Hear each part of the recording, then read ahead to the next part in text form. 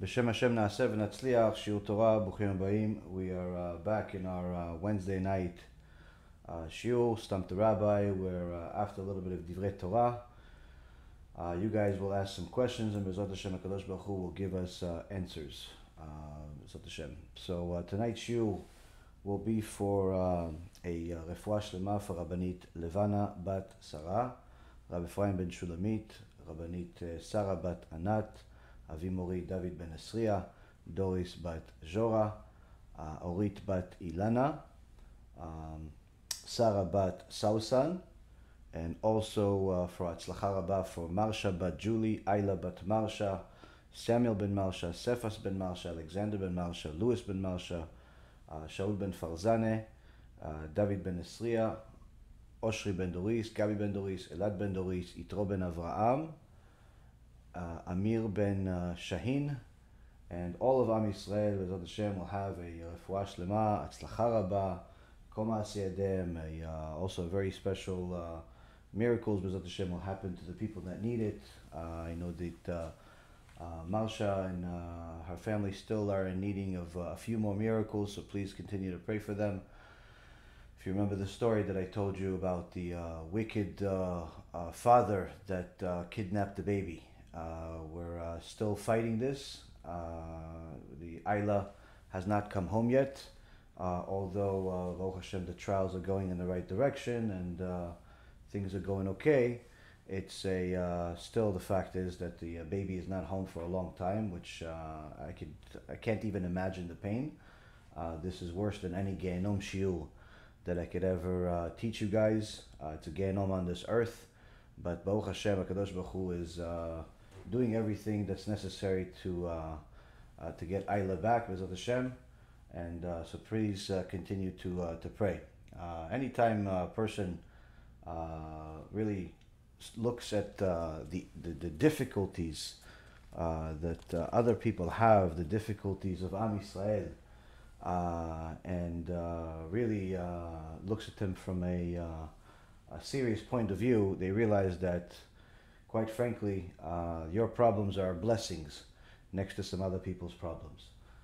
So please don't forget to pray for other people, because the Gemara teaches us that if you pray for others, HaKadosh Baruch Hu will end up answering your prayer first. But of course, it has to be a genuine prayer, not just because your prayers will be answered first.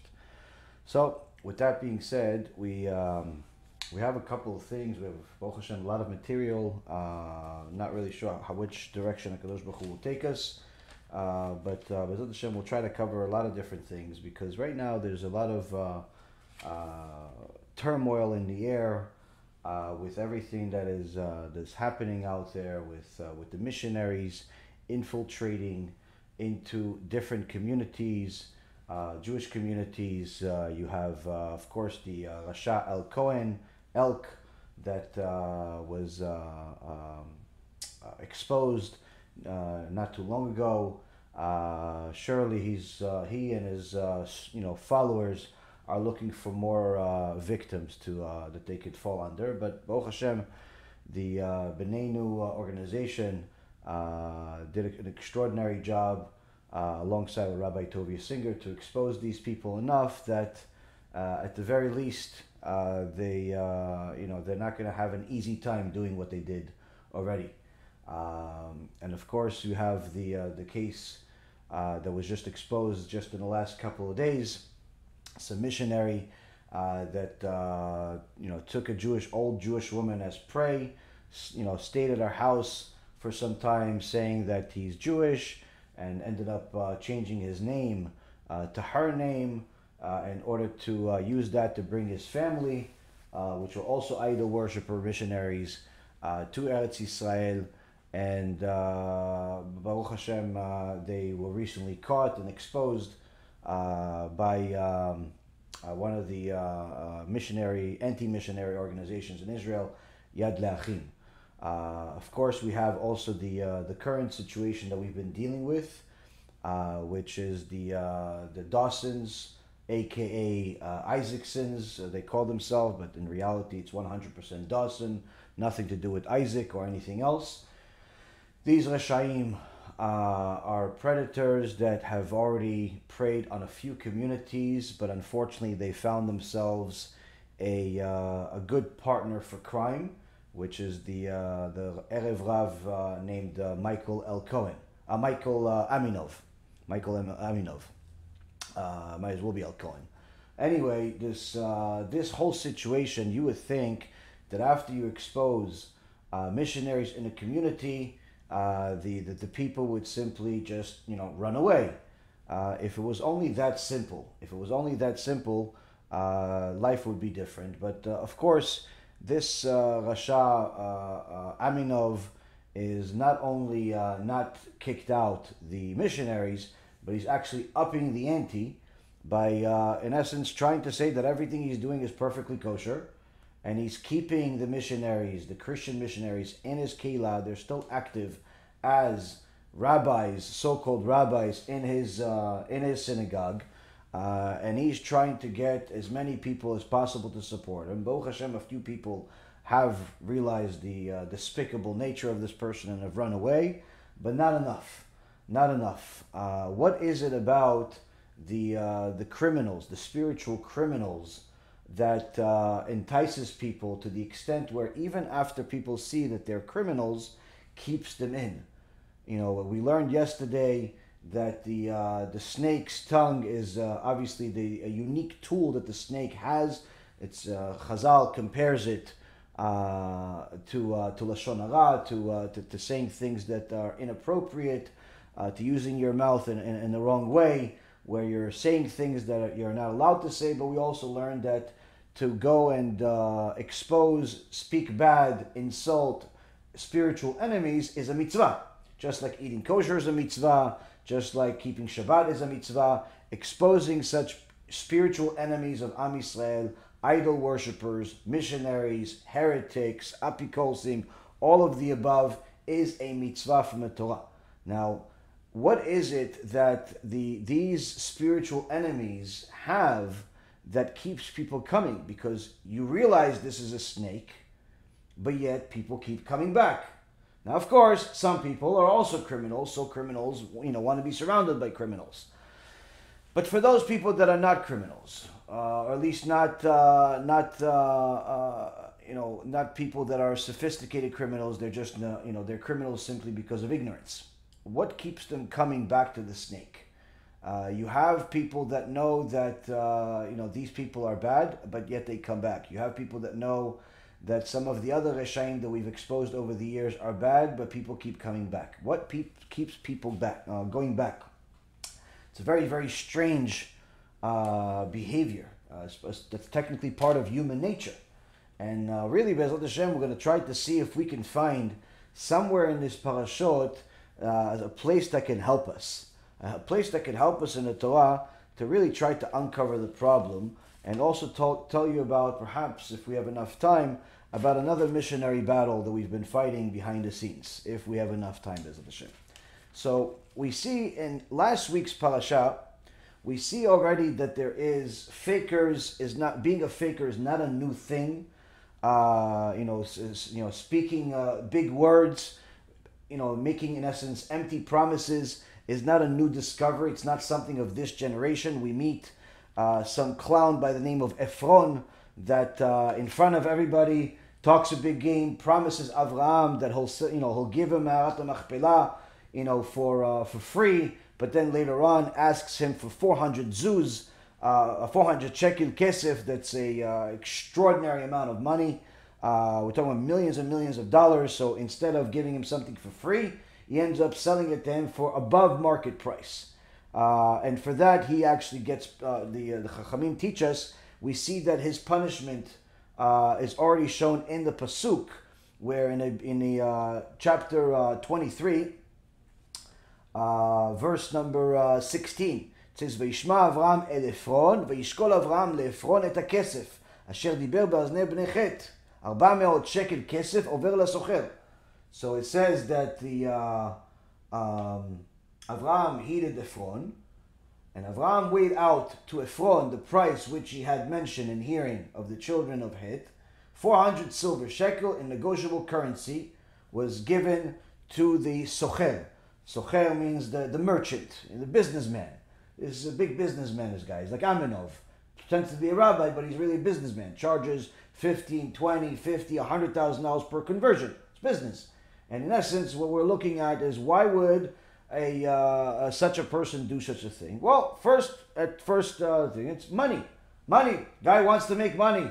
He's not ashamed of it. He wants to make money. Ephron is not is looking to make money. And HaKadosh Baruch Hu says to us, look, the first time it says in this verse the word Ephron, it's spelled Ayin Fei Resh Vav Nun Sofit. Second time it spells Ephron, it's Ayin Fei Resh Nun Sofit, meaning it's missing a letter. It says the same word, but it's spelled differently. It's missing a letter. Showing Ephron, you wanted the money, you talk a big game, no problem.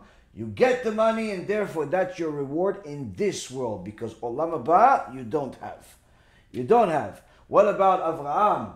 Avraham that just gave up 400 shekels. Should you, if you're a religious Jew, should you be a sucker every time somebody cheats you, tells you, listen, how much, what do you want me to do? Oh, I want you to do X, Y, Z. Okay, it's going to be $10,000. No problem. $10,000 it is. I'll pay you $10,000.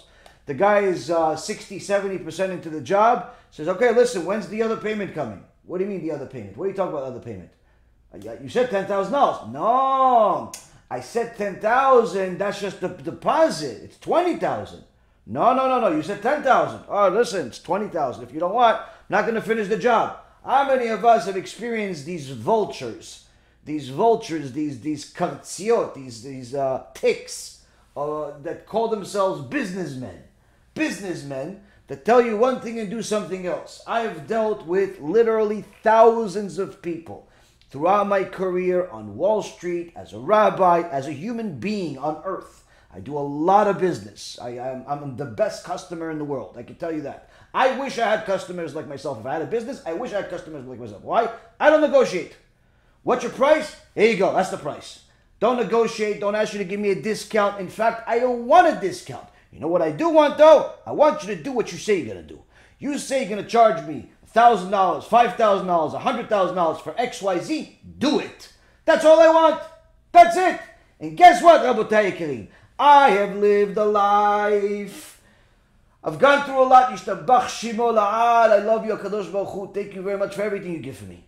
Everything you give me. Thank you. Even the bad, even the good, and everything in between. Thank you. And guess what, Rabotai?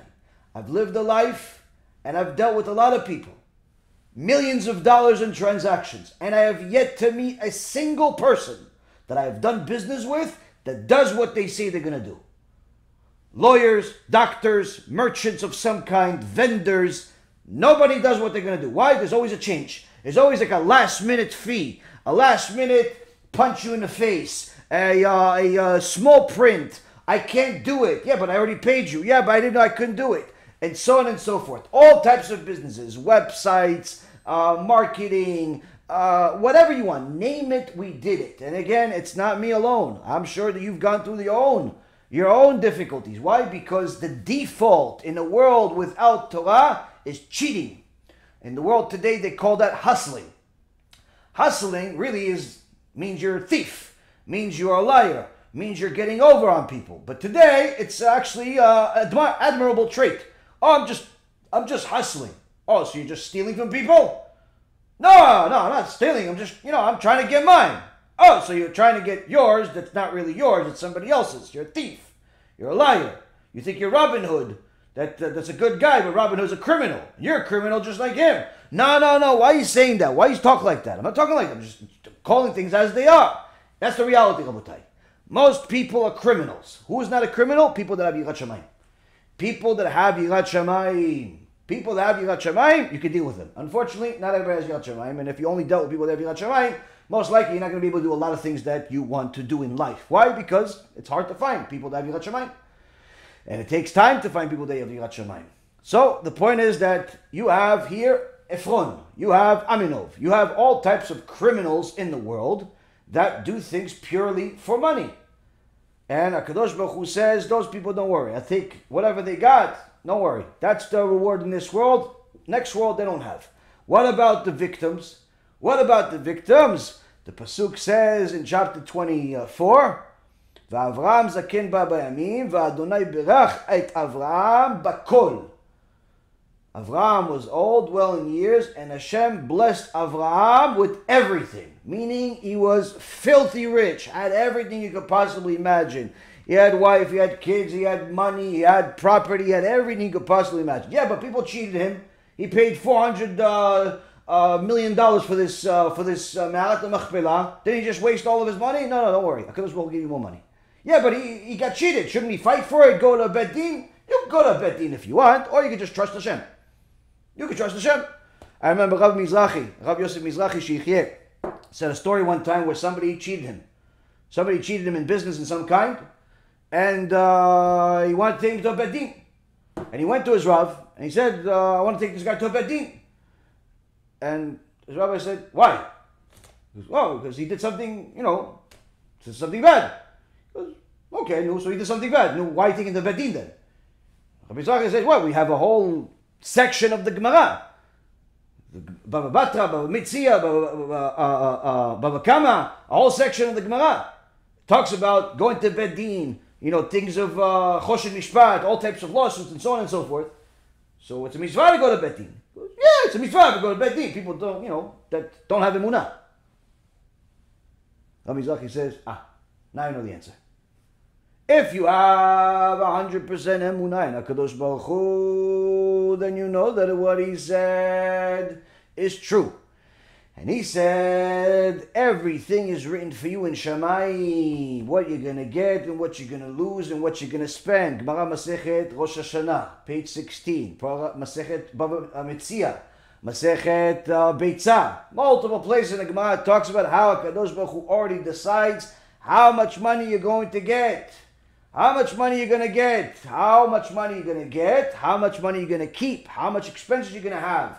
All of those things are decided in Shammai. Yeah, but he just stole from me. He didn't steal from you. He stole. You, on the other hand, your money's on hold. What do you mean it's on hold? Perhaps HaKadosh Baruch Hu is trying to see what you're going to do. HaKadosh Baruch Hu is trying to see what you're going to do. If you believe in him, and you do all the right things that are necessary to do, then HaKadosh Baruch Hu will give you the money back. And if he doesn't give you the money back, then it wasn't yours to begin with.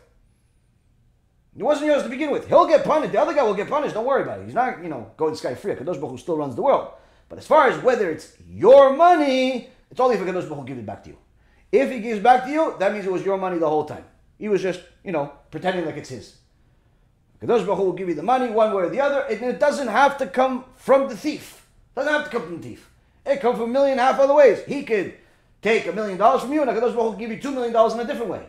You have to be smart and have enough Yirat Shamayim to know that the 2 million is connected to the 1 million. That's what emunah is. Of course, it's very hard to have emunah in a world full of criminals, because every 5 seconds you have to have emunah. Emunah. Rabotai, there's no better life than having emunah. No better life than going to having emunah. I remember one time I had to go to a Bet Din with somebody that was a thief, and after that, decided that he invited me to a Bet Din. So I couldn't say no. I had to go. Once a Bet Din invites you, you have to go. If you say no 3 times, it can put you on cherem. So somebody invites you to a Bet Din, go to a Bet Din. The funny thing is, he was the thief. He was the thief. I brought my information. He brought his information. There was pretty much anyone with eyes and ears saw that he's a liar. I have all the proofs in the world. He just has words. What was his argument? Yaron Reuven's a better speaker than me, so maybe he's giving his argument better. So forget, I'm a mute. Here, look, information. Look, this is what we did. This corrupt Bet Din tells me, listen, takes me to the side. One of the rabbis pretends to be my friend. Listen, yeah, you're smarter than him, and you're right. You did all those things, and technically, yeah, you have some. Yeah, you're right, but he's not so smart. Just settle with him. Give him, just. I'm looking at myself. Is this a serious situation? You're telling me I'm right. You're confirming he's a thief, but you're asking me to settle with him? Why? This is unfortunately what happens. This is unfortunately what happens in corrupt Bet Dins. And Gemara says, Mashiach is not going to come until all of these corrupt Bet Dins are uprooted from the world. Of course, there are good Bet Dins in the world, but there are also corrupt Bet Dins in the world. Best suggestion is rely on the Bet Din of Shamayim. Bet Din of Shamayim is the best Bet Din in the world. Let HaKadosh Baruch Hu run the world. Of course, if you can't handle it, if you're talking about something that's too much of a test for you, go to a beit din. But remember, it's a priority that you have to go to a beit din and not to a secular court unless you have a permission from a secular court. But nonetheless, don't think that just because you're religious and you're observing the mitzvot that the world is gonna be there's not going to be any criminals in your way. There will be plenty of criminals in everybody's way because the world is lacking yirat shamayim. Anyway, we have here that Avraham teaches us that if you have fear of the Almighty, you follow what HaKadosh Baruch Hu says, it doesn't matter who steals and who says this and does another, in the end, HaKadosh Baruch Hu will bless you with everything. With everything. Furthermore, in Parashat Chayei Sarah, and don't worry, but B'ezrat Hashem, we're going to get to this week's Parashat Toldot. Avraham reminds us a little shiur about emunah. Why? Because Eliezer tells him, listen, if I'm going to go to this place, what if she doesn't want to come with me? What if this girl doesn't want to come with me? What's going to happen?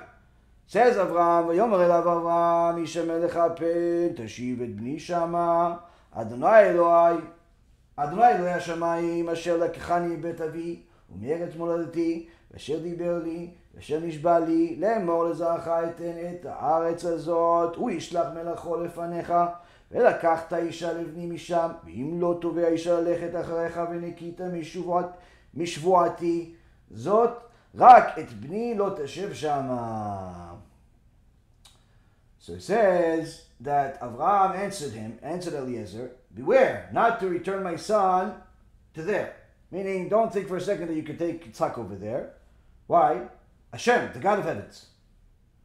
If you break up these verses, you'll see what the blessings are. How many things that Avraham is bringing up to remind us. Hashem, the God of heavens. Look what he did for me, in essence, he's saying. Who took me from the house of my father. That's already saved me from idolatry. And from the land of my birth. From the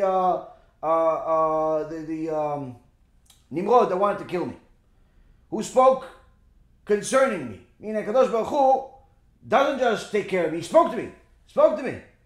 Who swore to me saying, meaning he made promises to me. To your offspring will I give this land. He made promises to me. He will send his angel before you and he will take a wife for my son from there. But if a woman will not wish to follow you, you shall be absolved of this oath of mine. However, do not return my son there. In so many words, Avraham is trying to teach us emunah. Avraham is trying to teach us emunah that, how do you have emunah? First and foremost, look how many times HaKadosh Baruch Hu has blessed you. You have a spouse, you're married, already that's one blessing. I know sometimes people look at their spouse like a curse, but I promise you, if you know how to work on the tools that we discussed in our Shlom Bayit Shiur last week, if you work on those tools, your spouse will turn into a blessing. If you don't work on those tools, then obviously it's a curse. But nonetheless, if a person has a spouse, blessing number 1. Person has kids, blessing number 2. Have a job, blessing number 3. A way to make a living, blessing number 4. Having a job, making a living are two different things, by the way. Not everybody that has a job can make a living, and not everybody that makes a living has a job. You're healthy, Baruch Hashem, another one. You have different people in your life that you care about you, another couple of blessings. And on and on and on and on and on. If a person starts counting all of the different things they have, you have the ability to speak, you have the ability to see, you have the ability to smell, touch, hear. All of these things are blessings. If a person starts looking at their life and all of the things they have versus the 1 or 2 things that they're lacking, it's very easy to develop emunah to be able to overcome the obstacles that are in front of you. But if you only look at the things that you're lacking, surely you've already lost the battle. Surely you're going to be very, very miserable in your life. So Avraham says, look how many things that HaKadosh Baruch Hu gave me. He spoke to me, he saved me, he did this, he did that, he did everything for me in the world. I'm not going to believe him that he's going to give my son a wife, and a wife that's a kosher wife that's going to come back to him and not make him chase after her. Tell him something like, no, listen, I want to live next to my parents in Germany. Yeah, but my kollel is over here in Florida. My kollel is in New York. My kollel, my rabbi is in Israel. I don't want to go to Germany just to be next to your mother or your father. Yeah, but I want to live here. If not, then that means you don't love me. A woman like that, run away from her. Why? This is a woman that's still a child. Still a child. A woman has to leave her parents' home, go to a husband. She wants to stay with her parents, let her marry her parents. You find somebody else. Find somebody else. Many times I've dealt with Shlom Bayit issues, and almost 9 out of 10 times when it's a situation like that, when either the husband or the wife are still married to the parents, it never works out. They end up with a divorce. And you could usually tell if the person is married to their parents or they're looking to get married to somebody else early on, based on how involved their parents are in conducting the wedding. There was one guy told me that the woman's father was very wealthy and was so involved in preparing the wedding because he was paying for it that he did not allow the husband, meaning his future son-in-law, to invite the guests that he wanted. He only limited him to immediate family members. Even though it was a huge wedding, hundreds of thousands of dollars, he didn't allow him to invite whoever he wants. He limited him. Why? Oh, we want only people, we're paying for it, we're this, we're that. Okay, don't pay for it, we'll do it. No. My daughter's going to have this type of wedding and that type of wedding, and we're not going to do anything less than that. And this poor guy wasn't thinking with the right head, was thinking about, okay, it's just a one-time thing. I'll get married and then he'll give me some money and I'll be able to do this and I'll be able to do that. In his dreams. What ended up happening? Even after the marriage, the father was constantly involved in their life, constantly coming to their house on a regular basis uninvited, constantly involved until divorce. That's it, the end. And that's what happens, unfortunately, many, many times, where people are not really looking to get married. They're just looking for, somebody, like a friend or something. So a person needs to know, if you want to develop emunah, first step of developing emunah is count all of the good things that HaKadosh Baruch Hu has done for you. And to find things that HaKadosh Baruch Hu has done for you is very easy. Just simply look in the mirror, look at your life. Don't just focus on the bad things that are happening to you or the difficulties that you're dealing with. Yes, of course, all of us have difficulties, but again, that's not all you have. Avraham says, look, if you believe in HaKadosh Baruch Hu, you'll see miracles. Why? We have a Masoret, Boteach be'Hashem, Chesed Yisovevenu. Someone that has confidence in Hashem, has bitachon in Hashem, only kindness will surround him. Where do we see this in the Torah? Chaye Sarah. It says, Vayomer Adonai, Elohei Adoni Avraham, Akre na lefanai hayom va'aseh chesed im Adoni Avraham. So it says that Eliezer was praying to HaKadosh Baruch Hu in the merit of his rabbi. Also another source where we see people pray in the merit of Rabbi Shimon Bar Yochai, in the merit of Rabbi Meir, in the merit of Baba Sali or the Lubavitcher Rebbe, or whoever you're praying in the merit of somebody else. It's not a new invention. It's even Eliezer Eved Avraham did it, where he prayed to HaKadosh Baruch Hu that in the merit of Avraham, please do chesed for me. And what did he get? He got the chesed. He got the kala that he wanted. Just like we see, Botech be'Hashem chesed yisovevenu. So here we see that, Baruch Hashem, one perfect example. Furthermore, we see that Eliezer was a Talmid Chacham and a Talmid of Avraham. Not just Talmid Chacham, but Talmid of Avraham, meaning that he did the same thing as his rabbi. When Avraham Avinu was not able to give a Shiur Torah, the Midrash says that Eliezer would replace him. He would give the Shiur Torah. Where do we see that in the actual Torah? Vayomer Baruch Adonai Elohei Adoni Avraham. That after Hashem sent Eliezer Rivka and he saw this is the Shidduch for my master, what did he do? First thing, blessed Hashem, just like his master did. What did his master do? What did Avraham do? Avraham blessed Hashem. Avraham blessed Hashem. So Hashem, the God of the heavens, he did this for me, He's a blessed. And that's what Eliezer did. He also blessed Hashem as soon as he saw something good. He blessed Hashem. And he became even more proud to be Eved Avraham. When a person tells me, Rabbi, can I wear a hat instead of a kippah? I ask him, why? You have a big head? No kippah matches your head? I mean, I kind of have a big head. Size 13 kippah. I found a kippah that matched my head. No, it's not because of the big head. Then why do you want to wear a hat?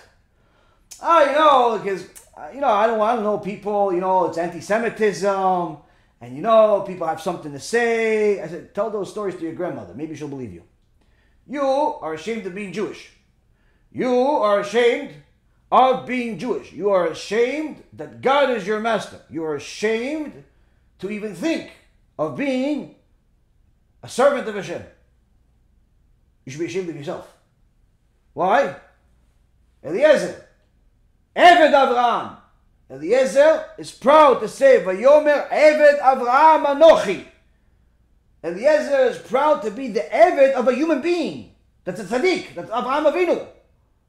He's proud of it. He's telling people that's how he identifies himself. He doesn't say, I'm Eliezer Smith. I lived in this street. My parents go this. My father is Nebuchadnezzar. He's a really powerful king and he has a lot of money. No. I am Eved Avraham. I'm the servant of Avraham. Avraham, Gdol Ador, Tzaddik, Kodesh Kodeshim. That's an Eved. If Eliezer is proud to be Eved Avraham and you are not proud to be an Eved Hashem, you're not proud to be a maid servant of HaKadosh Baruch Hu. You're not proud to say, I am modest. Why? Because I am the servant of Hashem. I'm a servant of Hashem. That's why I'm modest. Yeah, what about if people say something about your kisulosh, that you have a little turban on your head and they make fun of you? Let them make fun. It's like dogs bark. We're going to start taking every dog's tongue out. Let them bark. What do we care what they say? Oh, what about the anti-Semitism? Anti-Semitism only happens if HaKadosh Baruch Hu decrees it. If HaKadosh Baruch Hu decrees it, anti-Semitism happens. It doesn't happen because of a kippah. It doesn't happen because of kisurosh. There are plenty of Muslims in the world that walk around with their heads covered and there's no Islamophobia like people think. It's all nothing. All nothing. You have to be proud to be a Jew. If you're not proud to be a Jew, you have a very, very serious problem. Why? Because you have a rebuke from Shemaim that Eliezer was proud to be an Eved of his master. That's a human being. Needless to say, he was the Eved of Hashem. But he was saying, I'm Eved Avraham because Avraham is my teacher. Avraham is my rabbi. But the point is, Rabotai Karim, you don't need to say that you're the Eved of your rabbi, but you definitely should say that you're proud to be a Jew and you're proud to be an Eved Hashem. You're proud to be Eved Hashem. Now, last night we learned a little bit about Lashon Hara. And we said that a person needs to be careful. A person needs to be careful what they say, because the issues of Lashon Hara are not so simple. It's not just about saying things that insult another person. That's not good. Or false, which is Motzi Shem Ra. It's not just that. It's even complimenting another person. Saying something good about another person, you have to be careful doing that. Why? Because if you're doing it too much, over-complimenting them, halakha is, you're making a sin. If you are doing it in front of his enemies, or in front of enemies, you're saying to everybody how beautiful she is, next to your friends that hate her, that's Lashon Hara. You've turned your compliment to Lashon Hara.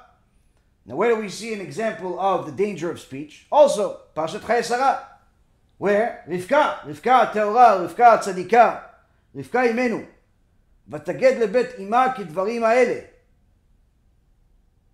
That Rivka told her mother's household, according to these events, she told them about what happened. She met this guy Eliezer, he has 10 camels, and he says he's from the house of Avraham.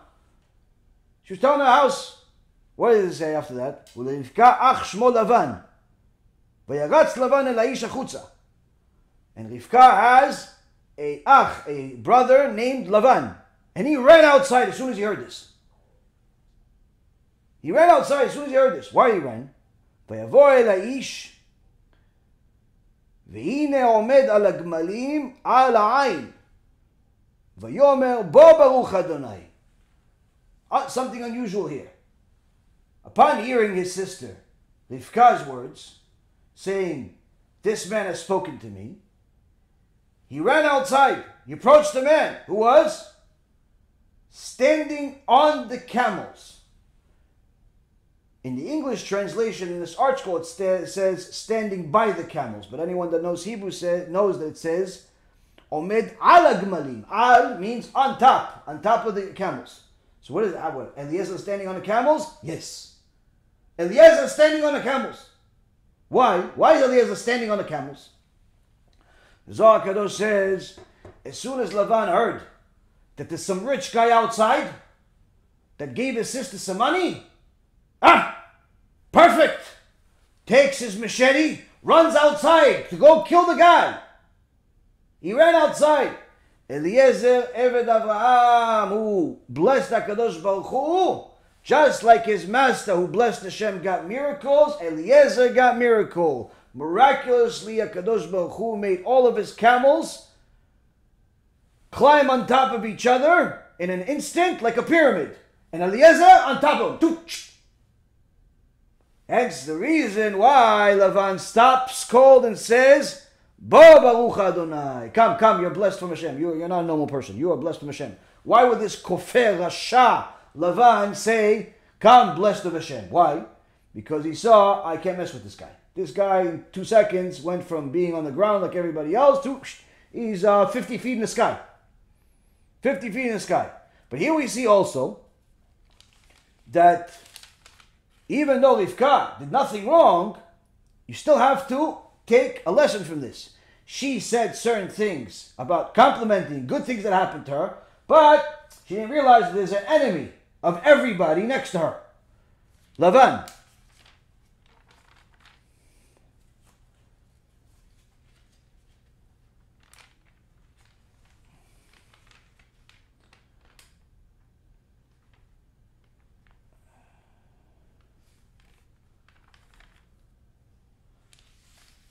So here we have beautiful teachings from Parashat Chayei Sarah. Eventually, the plan of Lavan and his father Betuel fails. They try to kill Eliezer by poisoning him. Hashem does not allow that to happen. Instead, sends an angel to switch the plates, and Lavan's father, Rivka's father, dies instead. That's why he's not mentioned the following day when Eliezer says, we want to leave. Let us leave now. Don't delay me. They say, stay. Why stay? Meaning mourn for the father. No, there's no mourning. We got to go. So that is the lessons from Parashat Chayei Sarah. That so far we've learned a lot, but we're still looking for more. We still need to toil a little bit more. Later on, in Parashat Toldot, this week's parasha, it says, Ve'ele Toldot Yitzchak ben Avraham, Avraham olid et Yitzchak. Says these are the offspring of Yitzchak, son of Avraham. Avraham gave birth to Yitzchak. Did Avraham give birth to Yitzchak? No. So why does the Torah say Avraham olid et Yitzchak? Avraham gave birth to Yitzchak? Because there was a lot of Lashon Hara in those days, because Avimelech kidnapped Sarah before she got pregnant with Yitzchak. So people said, 90 years they're together, they didn't have a kid. They're captured by Avimelech one day, and all of a sudden she's pregnant. Surely this kid is a mamzer. Surely this kid, Yitzchak, is not really Avraham's son. So HaKadosh Baruch Hu, that takes the honor of his tzaddikim even more stringently than his own honor, protected the tzaddik Avraham. How? He miraculously made Yitzchak's face look identical to his father Avraham. So much so that people would not know the difference between the two of them. They didn't look alike. They were identical. It was as if the same person is in the world twice. And that's why it says Avraham olid Yitzchak. It's as if Avraham gave birth to Yitzchak. Why? To protect the honor of the tzaddik, but also showing us again another example of how Lashon Hara and Rechilut, Motzi Shem Ra, saying bad things about people, false things about people, is very, very dangerous. A person needs to be careful of that. So before you say something about somebody that's a bad person, you have to have the proof. Hence the reason why I tell you guys, sometimes we're working on cases for months or even years before we ever talk about them. Why? Because we want to make sure that everything we bring to the public is 100% validated. Whether it's the Aminov or the Mazes or the Manises or any of the other Reshaim out there, every single one of them that we've brought evidence. And even the stuff that we've shown is not even everything. There's a lot more. But it would simply bore most people. Either way, we have the enemy of Am Yisrael born during this week's parasha, Parashat Toldot, which is Asav. Where initially, Rivka is confused, she's pregnant, but one baby wants to go, pushes, goes crazy every time she walks by the Bet Midrash, the Kollel, the Be'ezrat Hashem Kollel in Yerushalayim, with 6 Avrichim over there, or another Kollel in Har Nof, another 30 Avrichim over there, or 25 Avrichim over there. Yakov Avinu wants to go to Kollel, wants to go learn with Rav Sharvit, Rav Shlomo Sharvit, wants to go learn with Rav Gidon Ben Moshe, wants to learn with Rav Ephraim, wants to learn with Tzadikim. Excited. But then she goes, and by, on the way home, there's one of these missionary places, one for Israel, Yimach Shemam V'Zichram. They have a building somewhere. And she walks by that, and all of a sudden the other baby goes crazy. Oh, Yoshke, Shem Yishmor V'Yatzit. So, oh, what's going on over here? If this is what's going to be, a baby's going to be an idol worshiper. One day he's religious, the next day he's an idol worshiper. Better off not to do it. One day he says he's Orthodox, the next day he's inviting a bunch of Christians to the synagogue. What is he, Ephraim Goldberg? What is this, one of these Reshaim out there? I don't want this. I don't need it. She goes, Lidrosh Hashem, she goes, praise to HaKadosh Baruch Hu. She says, this is a nightmare. Giving birth to a child that is confused is a nightmare. Why would a child be confused? If he sees the parents are confused. She says, oh, I'm not confused. I believe in HaKadosh Baruch Hu.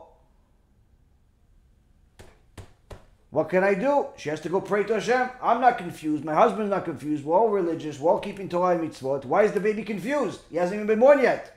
Why does he go crazy when he goes next to the kollel? And then he goes crazy when he sees the missionaries. What's going on over here?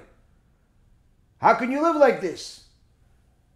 Says Rav Shvadron, alav shalom. Fantastic chidush.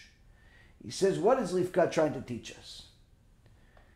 She's trying to teach us it's better to have one son that's an Orthodox Jew that keeps the entire Torah, and one son that's an idol worshiper, and not to have a son that is confused. One day he's religious, the next day he's going to nightclubs. Better to have clear cut. Let him be an idol worshiper, at least we're not confused. Shem Yishmor, none of us want such a thing. But it's better to know what we're dealing with than to be one of these manipulators. One day he's here, one day he's there. So HaKadosh Baruch Hu tells her, don't worry. Shte goyim b'bitnech. You have 2 nations inside you. It's not one baby, it's 2. 2 babies inside you. Says the Gemara in Masechet Avodah Zarah, page 11a. HaKadosh Baruch Hu tells Rivka, you have 2 nations inside you. This is not a typical nation. This is not a typical relationship. Why? Gemara Masechet Megillah says, when one is up, the other one is down. If somebody tells you that the church is built, Rome is built, and the Bet HaMikdash is built, they're a liar. Not possible. If somebody tells you the church is destroyed, and so is the Bet HaMikdash destroyed, don't believe them, they're a liar. But if they say the church is up and the Bet HaMikdash destroyed, believe them. If they say the Bet HaMikdash is up and the church is destroyed, believe them. Why? That's the way HaKadosh Baruch Hu designed the world. They cannot both be up or both be down at the same time. One is up, the other one's down. They cannot coexist with harmony. Just like there's no peace in the Middle East. That will never be. So, but for a moment in history, the Gemara says, for a moment in history, there was peace. Between who? Between Rabbi HaKadosh, Rabbi Yehuda HaNasi, and his Chavruta Antoninus. Antoninus was born in the Roman Empire. His father was a Clonimus, And no, I'm sorry. His father was one of the Roman Caesars. Clonimus was actually the father of Onkelos. Anyway, Antoninus was a Roman, born a Roman, and but later on converted to Judaism, and he was the chavruta of Rabbi Kadosh. And the harmony between them was as if Asav and Yakov were friendly for a while. Now, and there was many chidushim in the Gemara by Antoninus, who was an extraordinary Talmid Chacham. Now, the commentary in his Gemara says that really one of the things that we also learned from this Shtei Goyim, that there's two nations in your stomach, is Rav Gedaliah show in Sefer O Gedalia, in Parashat Toldot, says that really the ideal situation was supposed to be that there would be two nations, but the two nations were supposed to have harmony between them and have a complementary partnership. Where Asav, that's a ish yotzei tzayid, the man that knows hunting, was supposed to defeat the evil people, while Yakov, who's a ish tam yoshev oalim, who's a perfect man who dwells in the tents, meaning he promotes Torah, promotes good, he is going to do that, whereas Asav is going to fight the enemy. That was what it was really supposed to be. But Asav did not fulfill his role. Had he fulfilled his role, says Rav Gedaliah Shol, Asav would have actually been father to 6 of the tribes, and Yakov 6 of the tribes. But because Asav knew the truth, but still went against it, HaKadosh Baruch Hu hated him, and therefore removed any good that he would have, any good partnership that he would have with Am Yisrael. He became the enemy. And he gave all of the good to Yakov, all of the blessings to Yakov. Yakov became the father of all 12 tribes. But yet we see that Asav still has a lot of blessings in the world, if you will. You see that Asav has tons, trillions and trillions of dollars. The church is the richest entity in the world. The missionaries are, partying everywhere. They're unfortunately catching a lot of prey out there. How could this be? How come people keep going back to the missionaries? Whether the missionaries are heretics that are Jews, or they're heretics that are Christians, whatever it is, the point is that we see that there is a problem here. The Aminovs, the Michael Aminovs of the world, and the partnerships with the church, the Dror Kasutos of the world that speak favorably of Christianity, the Ephraim Goldbergs of the world that invites the Christians to the synagogues, and all types of other strange creatures in the world that pretend to be Orthodox Jews, bringing the Christians into the Jewish world. We see there's something wrong here. We see that this it's not kosher. It's not kosher. There's something wrong. Why? Why?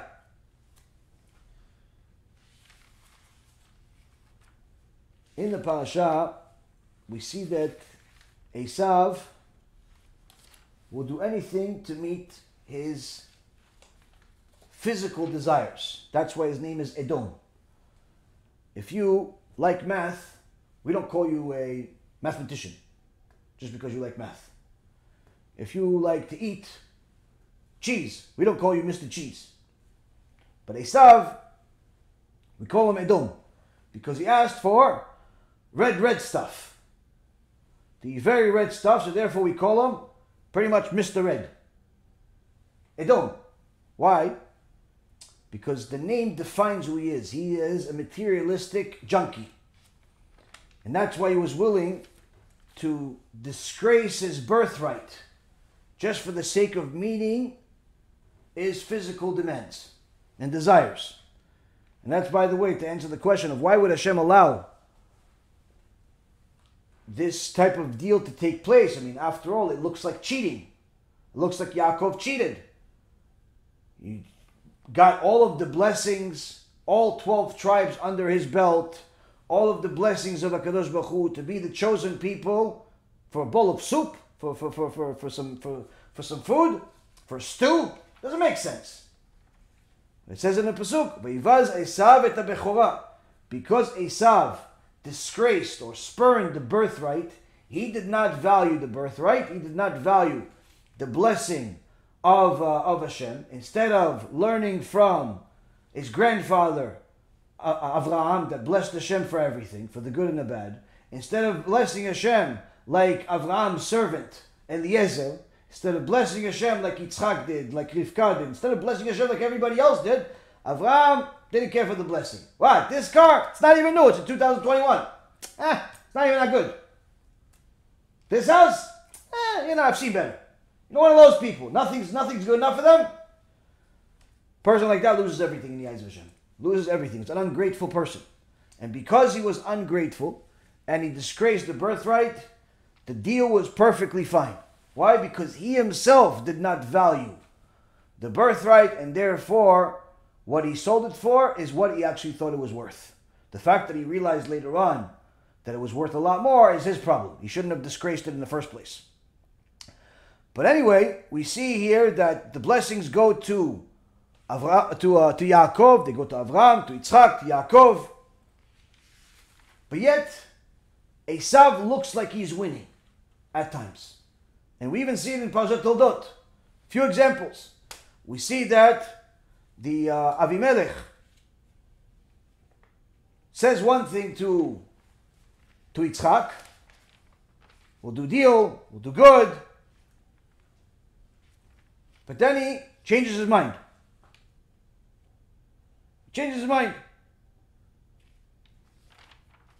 So, Yitzchak lets it go. Tries to find some water, finds it. Water is good. They found the hot water, right? Avimelech's people come. No, this is ours. What do you mean, yours? I just found it. No, we already dug it. You just happened to find it. Now, Yitzchak can go to a bet din. Choose not to. He says, if this is mine, HaKadosh Baruch Hu will give it to me anyway. Mevatel. Mevatel meaning, lets it go. Yeah, but you did all the work. Okay, I did all the work. So what? Move on. HaKadosh Baruch Hu wants to give me a blessing, give me a blessing. Moves on. They come back again. After he finds another wellspring. This is ours too. No, we just did it. No, it's ours. It's our land. What does Yitzchak say? No problem, take it. First place he calls it Esek. Second place he calls it Sitna. Different places where in so many words symbolizes that they took advantage of him. Or at least they thought. But Yitzchak Avinu shows us that Abotech be'Hashem chesed yisovevenu. Someone that has confidence in HaKadosh Baruch Hu, only kindness will surround them.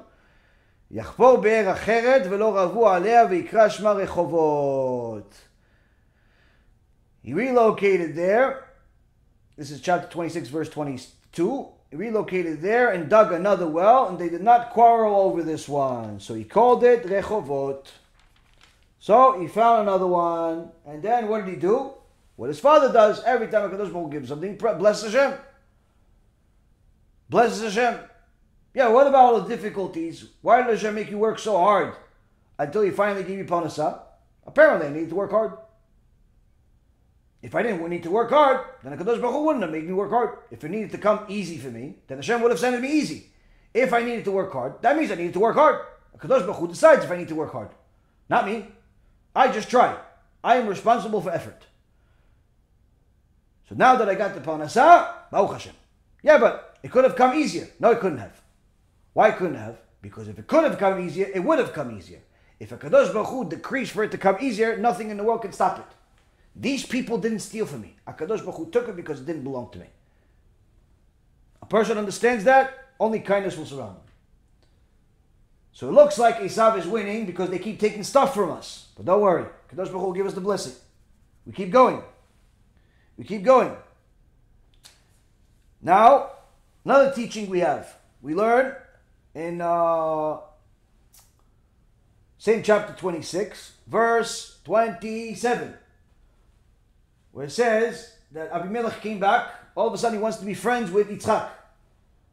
And he has the chutzpah to make it seem as if like he's his friend. We've indeed seen that Hashem has been with you. Let's make an oath between us, just like we didn't molest you, we haven't done anything bad to you. We're only good to you. You do good to us now, bless Hashem. What? Meaning they forgot about the fact they stole from him, they cheated him, and everything else.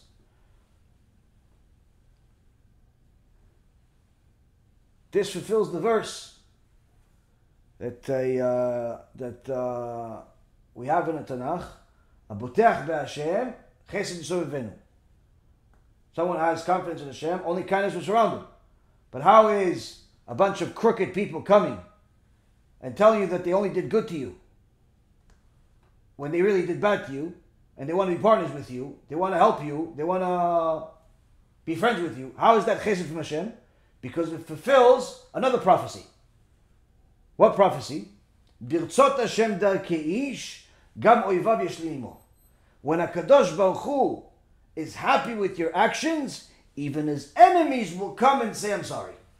When you see a prophecy come to life, in your own eyes, that's chesed Hashem. That's kindness from Hashem.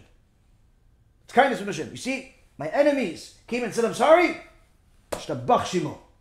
I see the Torah come to life.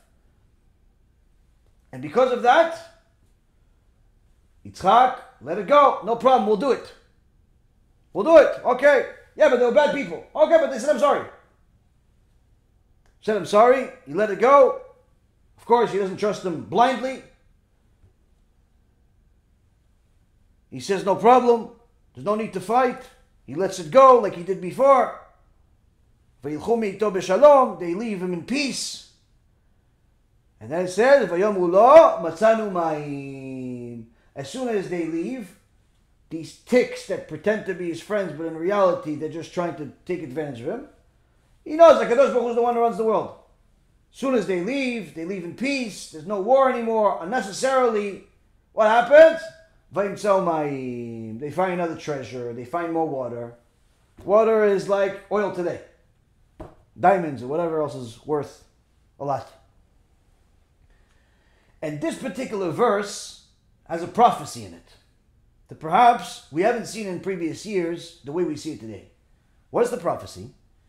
This place that Yitzchak finds water, this blessing that he gets for letting things go and simply having 100% emunah in Hashem, this particular place gives a prophecy to us. Not just that if we trust in Hashem the same way, we'll also get good, but also look at this, that the blessing will last forever. How do we see it? Vayikra ota shiv'ah al ken shem ha'ir be'er sheva ad hayom hazeh. And he named it Shiva, and therefore the name of the city is Be'er Sheva until this very day. The Torah that was written 3,334 years ago says, because he found it this way and it came in such a blessing, he named it Shiva. And because it was named Shiva, this place of water, the whole city was called Be'er Sheva. Okay, thank you very much. No. What's the prophecy? Prophecy is, it's called Be'er Sheva until this day, meaning never in history will this place ever change a name. You go to Eretz Yisrael, you'll find a place called Be'er Sheva. Yeah, but they can call it Onkelos. They can call it Pikachu. They can call it whatever they want to call it. They call it, I don't know, like. They call it Meta, like Facebook. They're going to call it Google. Why don't they change the name? Because HaKadosh Baruch Hu says this is a sign that when I give a blessing for someone that has bitachon in me, the blessing is permanent. The blessing is permanent. They do not have the power to change the name of the city. Until this day, 3,000 years later. What fake book can say such a thing? Obviously, this is divinely inspired. This is a divinely inspired book. This prophecy alone is enough to prove any normal person that there is 100% divine prophecy in the Sefer Torah. This could not have been given by mankind. This is only by God, because a human being, it's a man-made book, it's a fake book, cannot make such a promise to say that in 3,000 years from now, this place that I call Pikachu is going to still be called Pikachu. The reality is most people, their names don't stay the same. Usually people change their names once or twice during their life. First he's called Joey, then Joe, then Jonathan, then Jujuju, Pukuchikapa, whatever they're called, Jukim. And during his life he's called 50 names.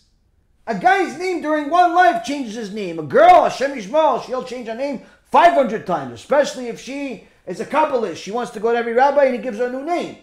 People's lives change their names. People's everything, their addresses change. So to say that there is a place in the Torah that says this place in the world will never change its name.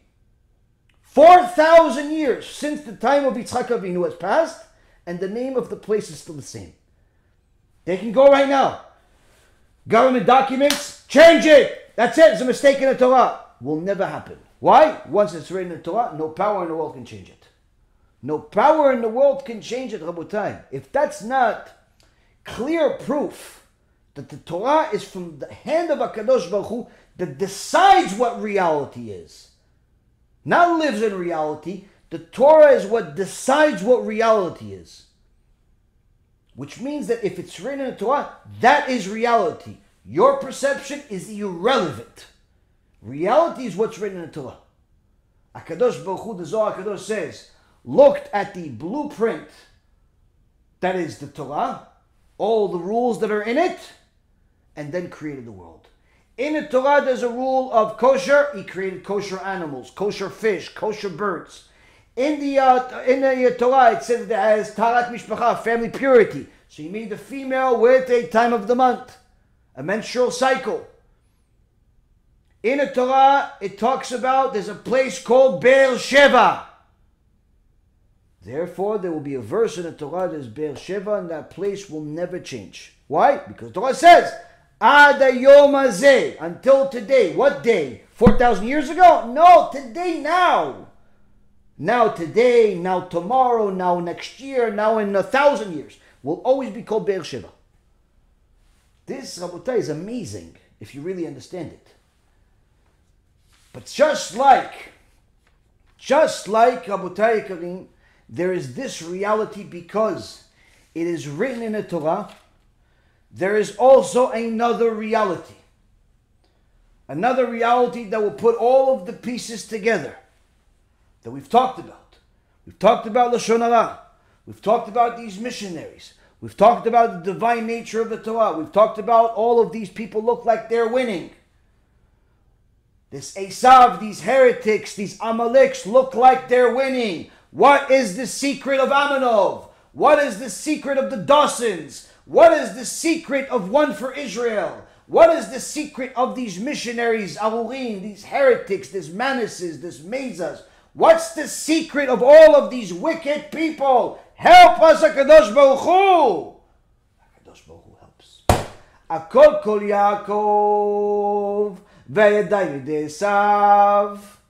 HaKadosh Baruch Hu tells us another prophecy that's in the Torah. In the narration says there's a story when Yakov comes to get the blessing, but he has to pretend like he's Asav. He has to pretend like he's Asav because Asav is a criminal. Asav is a liar. Asav is a nochel, a crooked, corrupt person. Although he sold the firstborn rights, he reneged on it, even though there's no reneging. Although he knows he's living a lie, he continues to live it. Although he knows the Torah says there's only one God, he wants to believe in a human being. He's a nochel, he's a rasha. And Yakov knows, what am I going to do? What am I going to do with this guy? I got to get the blessing from HaKadosh Baruch Hu. What am I going to do? He goes to Ima. He goes to the Torah. And his Ima says to him, you have to play the way he plays. You have to play the way he plays. Here, you have to pretend like you're him. Look like Asav in order to get that blessing. She puts on Asav's clothing on him. And now Yaakov comes to his father Yitzchak, who is about to have a prophecy to give his son an eternal blessing. Not just for him, but for all of his descendants until this day and until the end of the world.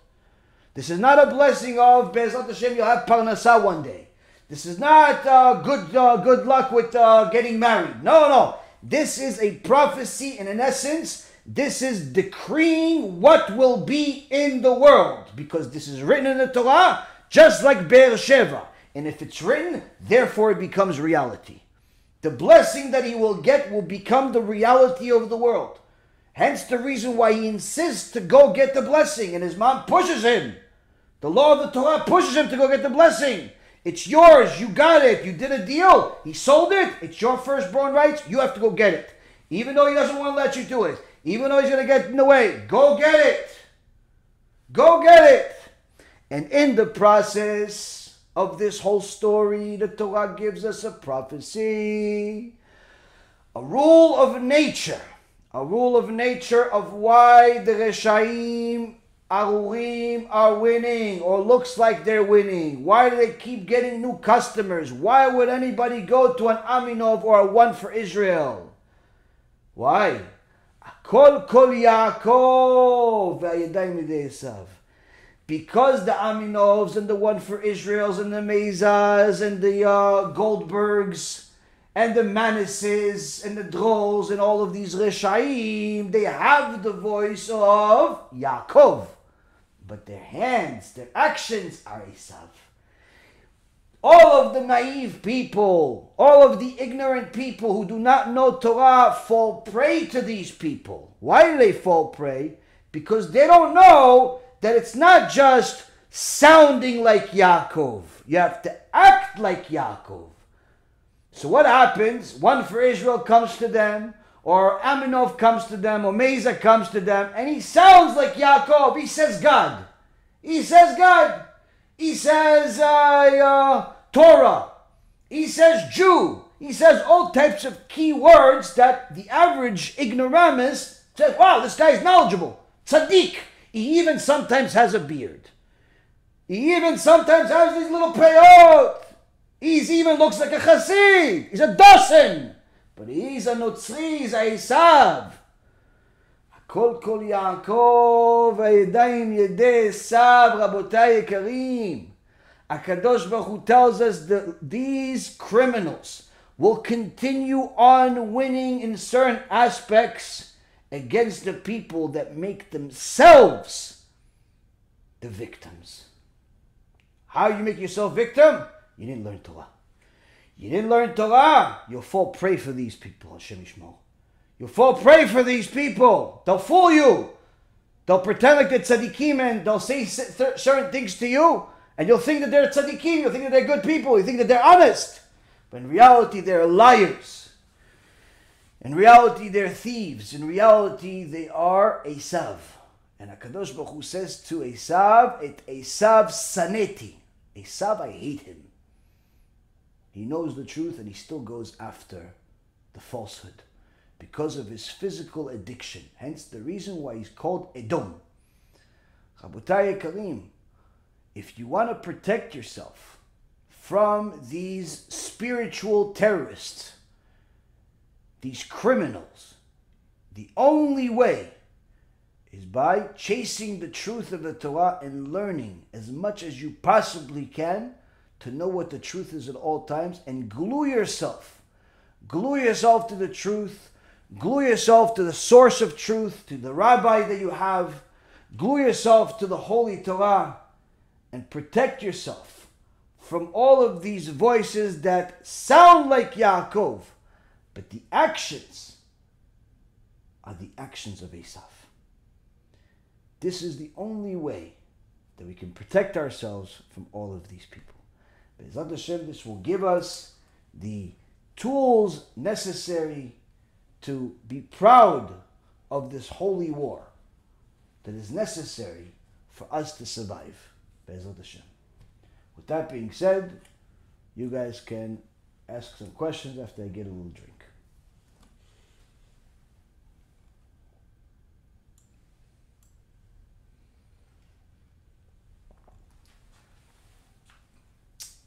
Let's see.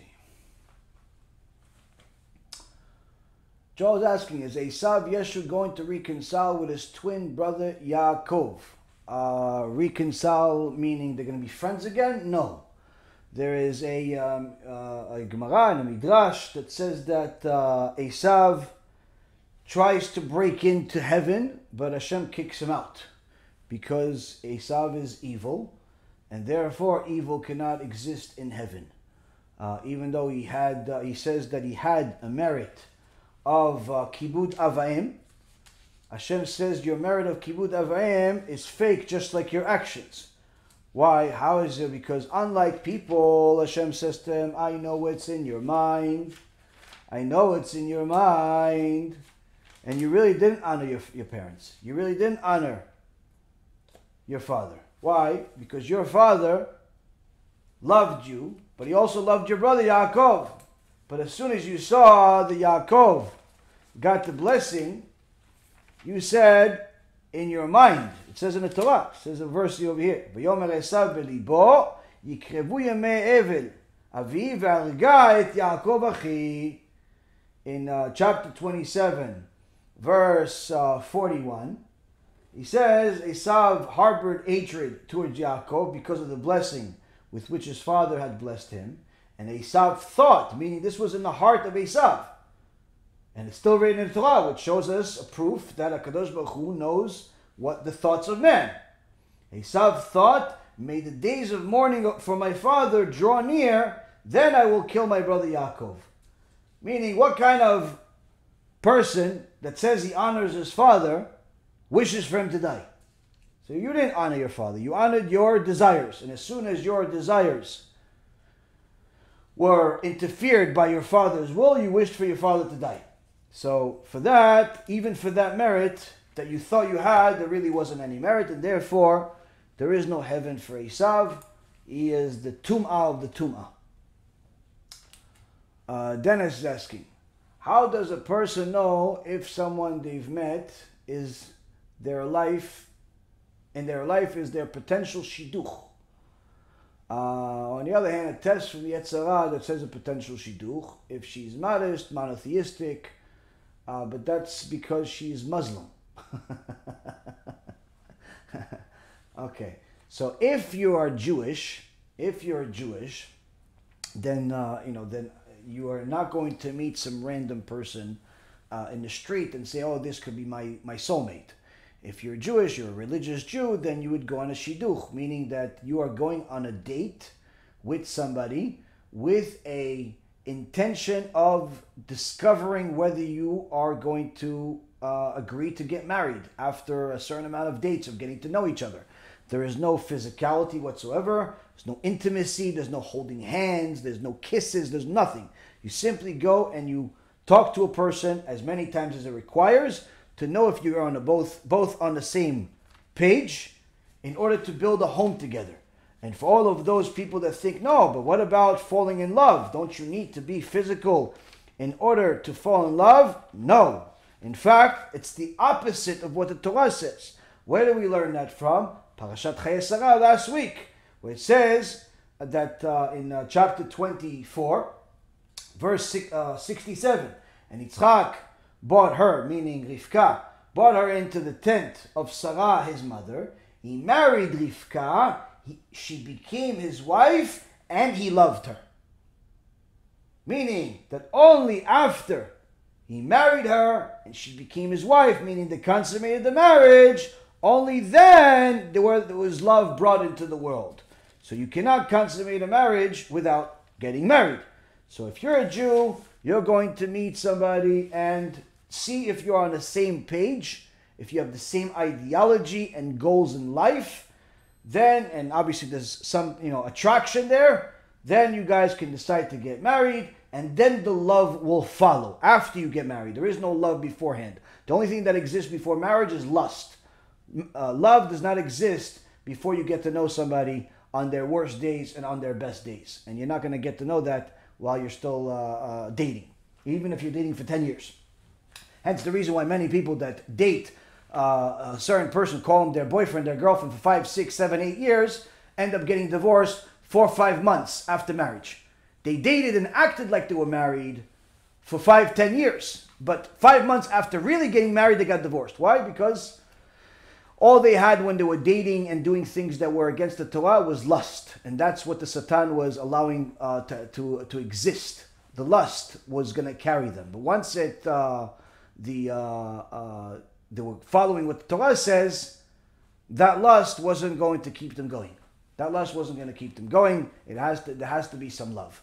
So that love requires a lot of patience, requires a lot of character development, requires a lot of selflessness, and so on and so forth. requires you to watch the shiur from last week about Shalom Bayit. Requires a lot of good things. So that type of love is developed. So if you're a Jew, you're going to go through that way. If you're a non-Jew, you still technically should, need to go through a similar route. Not necessarily a shidduch system. I don't know if there's a structured shidduch system in the non-Jewish world. I mean, I know there are matchmakers that get people to meet each other, but they're usually very, very expensive and really catering to wealthy people. But if you want to meet somebody, the best way to meet somebody in the non-Jewish world is to be introduced to them. Be introduced to them by a family friend, by if you're part of some type of group that of like-minded individuals. And of course, you want to make sure that this person has, again, the same ideology as you, just like a Jew would.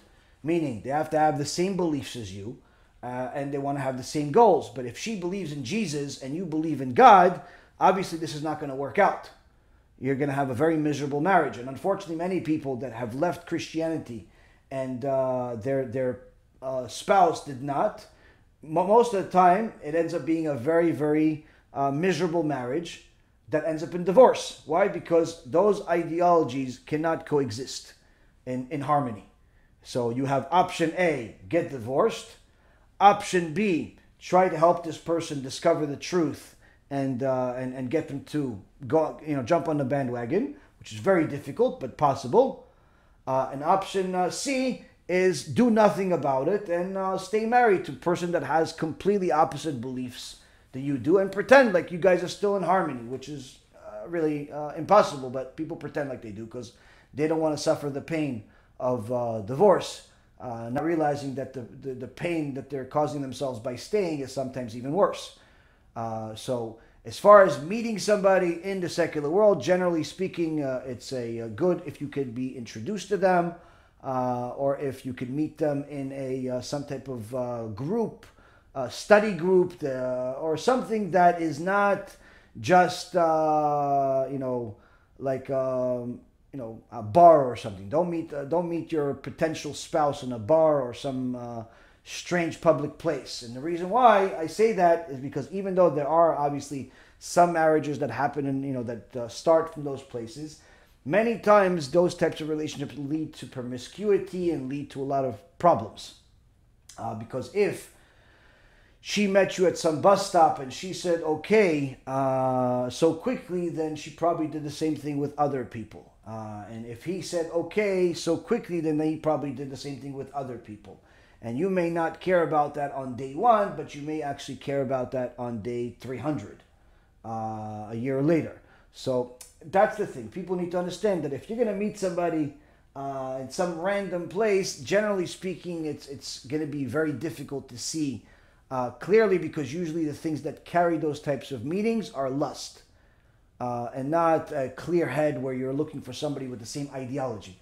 So it's, again, I think today it's easier to meet people that are like-minded because of the internet and different tools that Hashem put into the world. There are plenty of Noahide groups on Facebook and on the internet in general where people are communicating. So I'm sure you can find somebody there. And again, it's not easy, but I wouldn't ever recommend for anybody to settle for something less. Meaning, just because you're lonely doesn't mean you need to marry an idol worshiper or somebody that hates your beliefs, because that's just asking for problems. It's better to be lonely than to be miserable with somebody else. And I know some people believe the opposite. It's rather to be miserable with somebody else than lonely.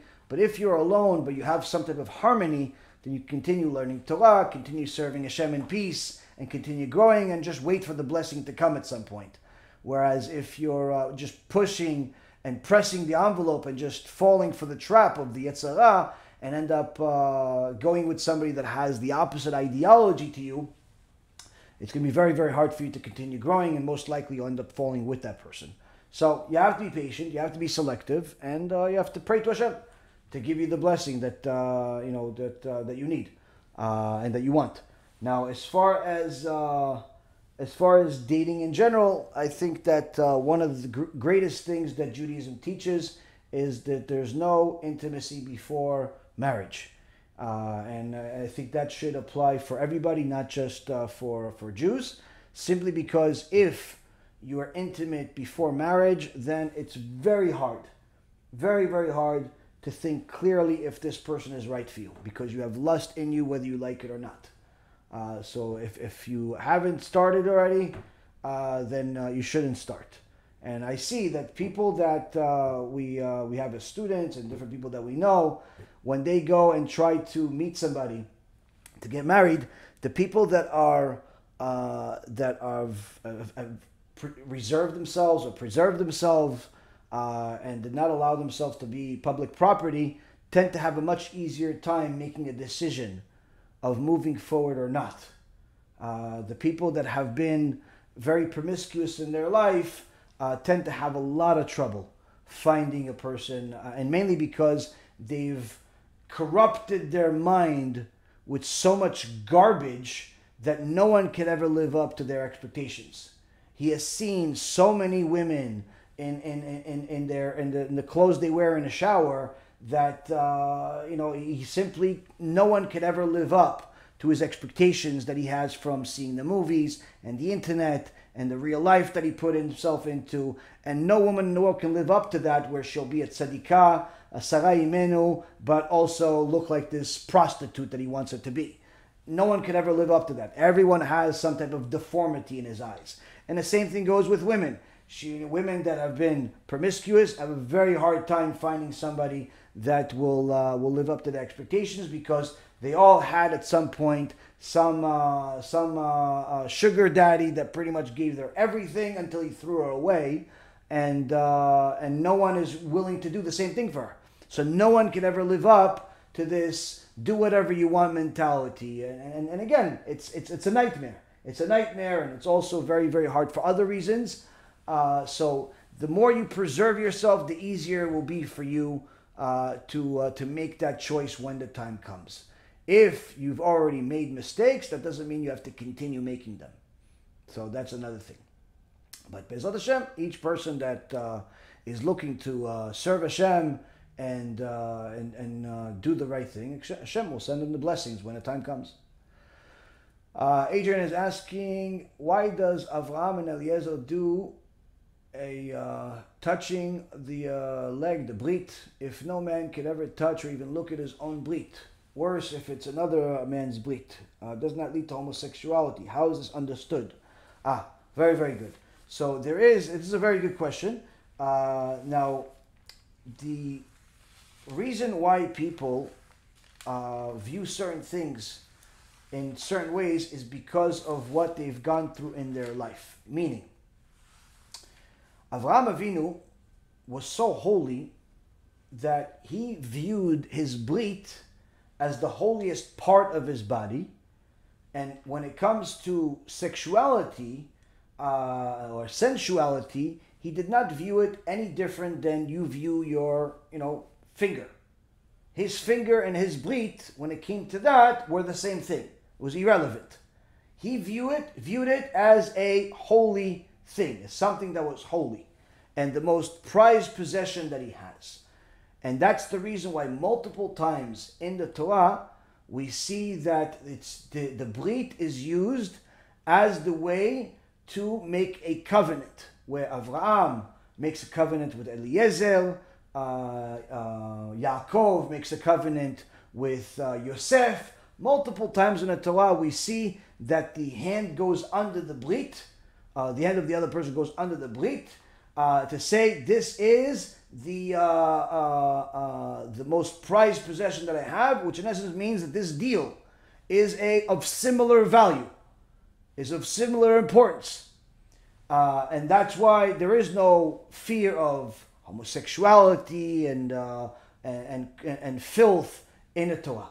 Now, we no longer do this anymore, but that's because of, unfortunately, our many sins.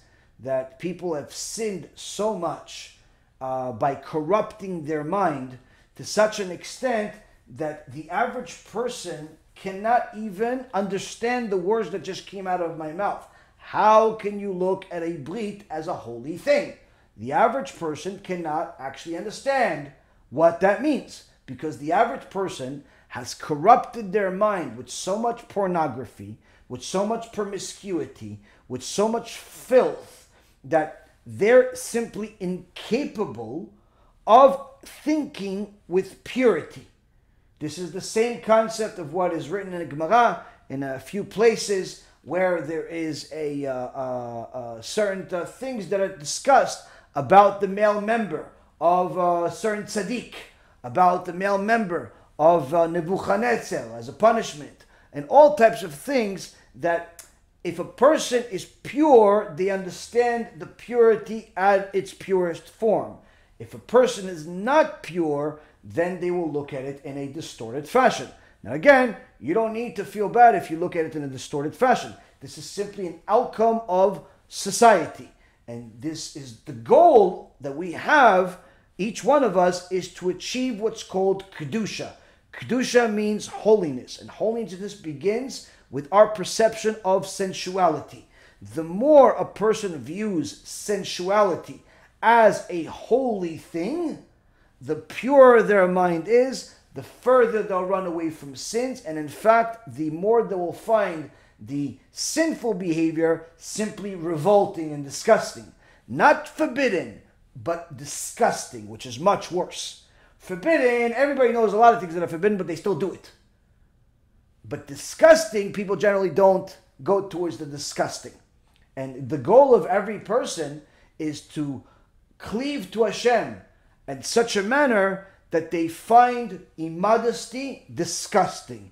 They find homosexuality disgusting. Hashem says homosexuality, bestiality, and several other things in the Torah are called an abomination. An abomination means, Hashem calls it disgusting. Disgusting means that it's, to the average person, the equivalent of somebody else's vomit on top of a dead animal in the street. That's disgusting. Disgusting is, opening your fridge and seeing, some pig stomach open over there on top of your food, full of maggots and worms. That's disgusting. Disgusting is all types of human filth all over the place, or dogs, or all types of animals. That's disgusting to most people. A person is supposed to have some type of visual of some of the things that I mentioned or the like in their mind at the time that they see things that are disgusting to Hashem, such as immorality, immodesty, homosexuality, all of these things that Hashem says are disgusting. A person needs to look at them as disgusting. And anything that Hashem says is holy, they need to view it as holy. Meaning that if a person really achieves Kedusha, or is trying to achieve Kedusha, that means that when they see a woman that has beautiful features, attractive woman according to all standards, if you will, but she's walking around with immodest clothes. The average person is getting aroused from this, but that's because they have a filthy, disgusting mind full of tumah.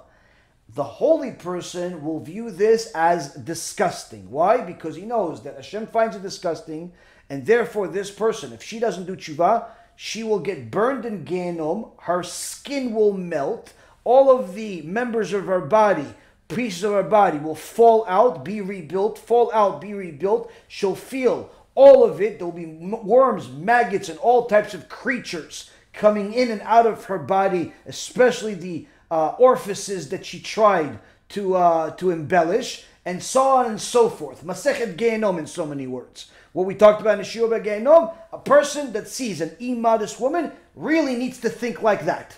Really needs to think, this is a very, very sad case. I feel bad for the woman because she's just so disgusting. I don't know how she lives with herself. Now, the average person is looking at this girl as if she's God's gift to creation. He can't even look at her because he's so revolted by her. That's a holy person.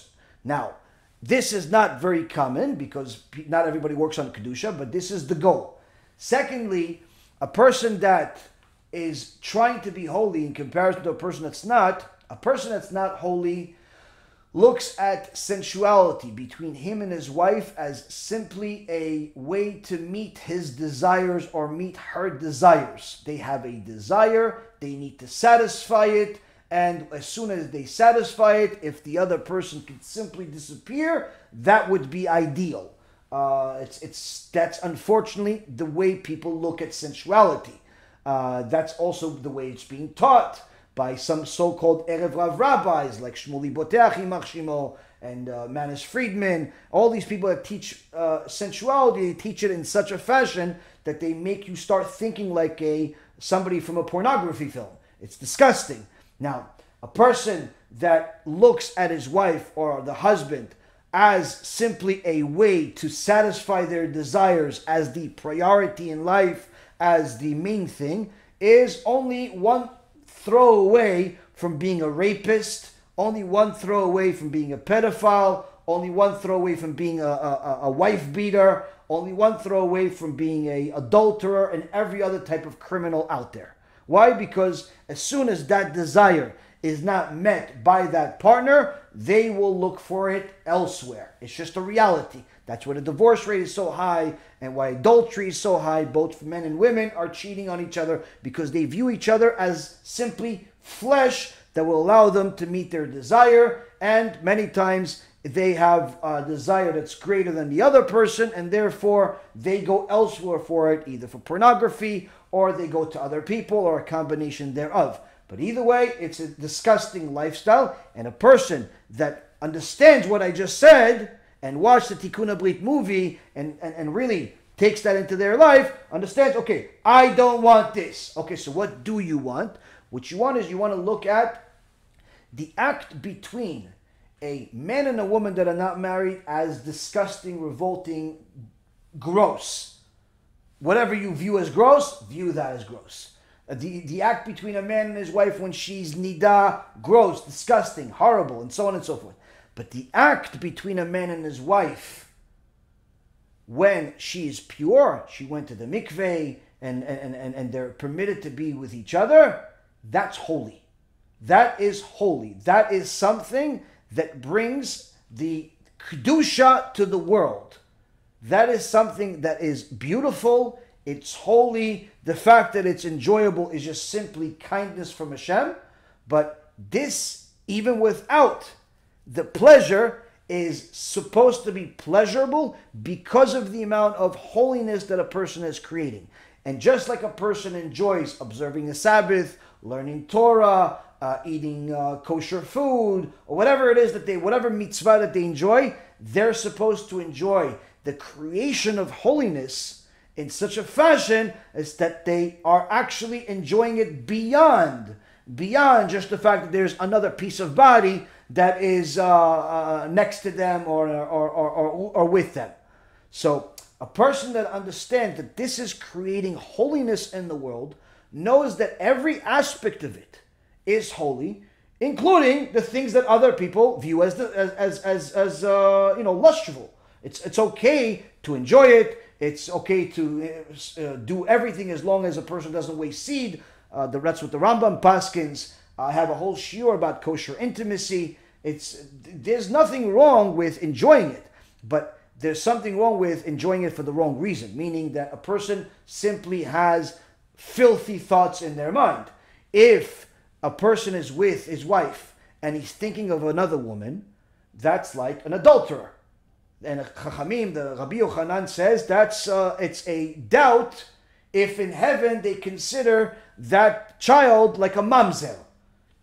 It's a meaning that what's in the mind of a person is of extraordinary importance. If a woman thinks of another man while she's with her husband, there is a very serious problem if a child comes out of that. There was actually a famous story where there was a woman that gave birth, and the baby was of dark complexion, and the husband, which was a king, was white. He wanted to kill his wife. They asked, I believe it was Rabbi Akiva, to get involved, and Rabbi Akiva saw that this is actually his child. But how do you prove it to the king? How do you prove it to the king? He asked him some questions, and the question, do you have a picture of somebody in your bedroom? And he said, yes. Who do you have a picture? And they have a picture of somebody of dark complexion. And that's what the woman was looking at when she was intimate with her husband. And this actually happened even recently, in recent years. There's stories that are similar to that. The point being is that if a couple is together and they're doing something as a mitzvah, they're doing something for the sake of holiness, they're doing something as this is another way that we're serving Hashem, the whole thing is beautiful, the whole thing is holy, the whole thing is enjoyable, regardless of what the age is, regardless of the amount of time it takes, regardless of anything else. It literally becomes a blessed act.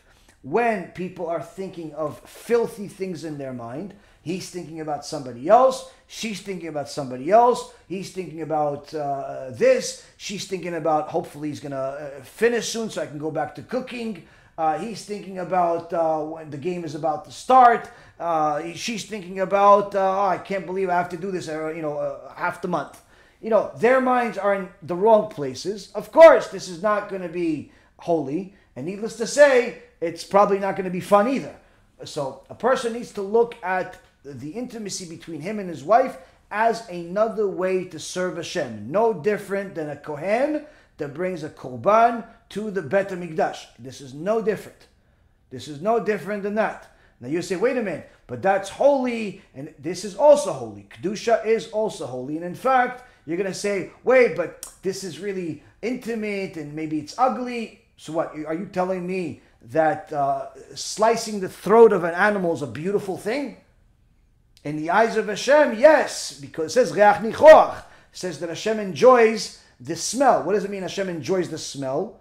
Hashem doesn't enjoy smells or sights, but rather Hashem enjoys seeing his children obey him. So when they do a sacrifice, Hashem enjoys it, meaning Hashem is happy that we're doing his will because therefore he can give us good. So just like to the average person seeing a slaughtering of a cow as it could be gruesome, but if you did it in a Bet HaMikdash, it becomes beautiful. Why? Because you've sanctified the material. The same concept with intimacy between a man and a wife. If you've sanctified the whole act, you prayed before you were together, you read Tehillim, you studied some Torah, you prayed to Hashem, you even have Hashem in mind when you're together.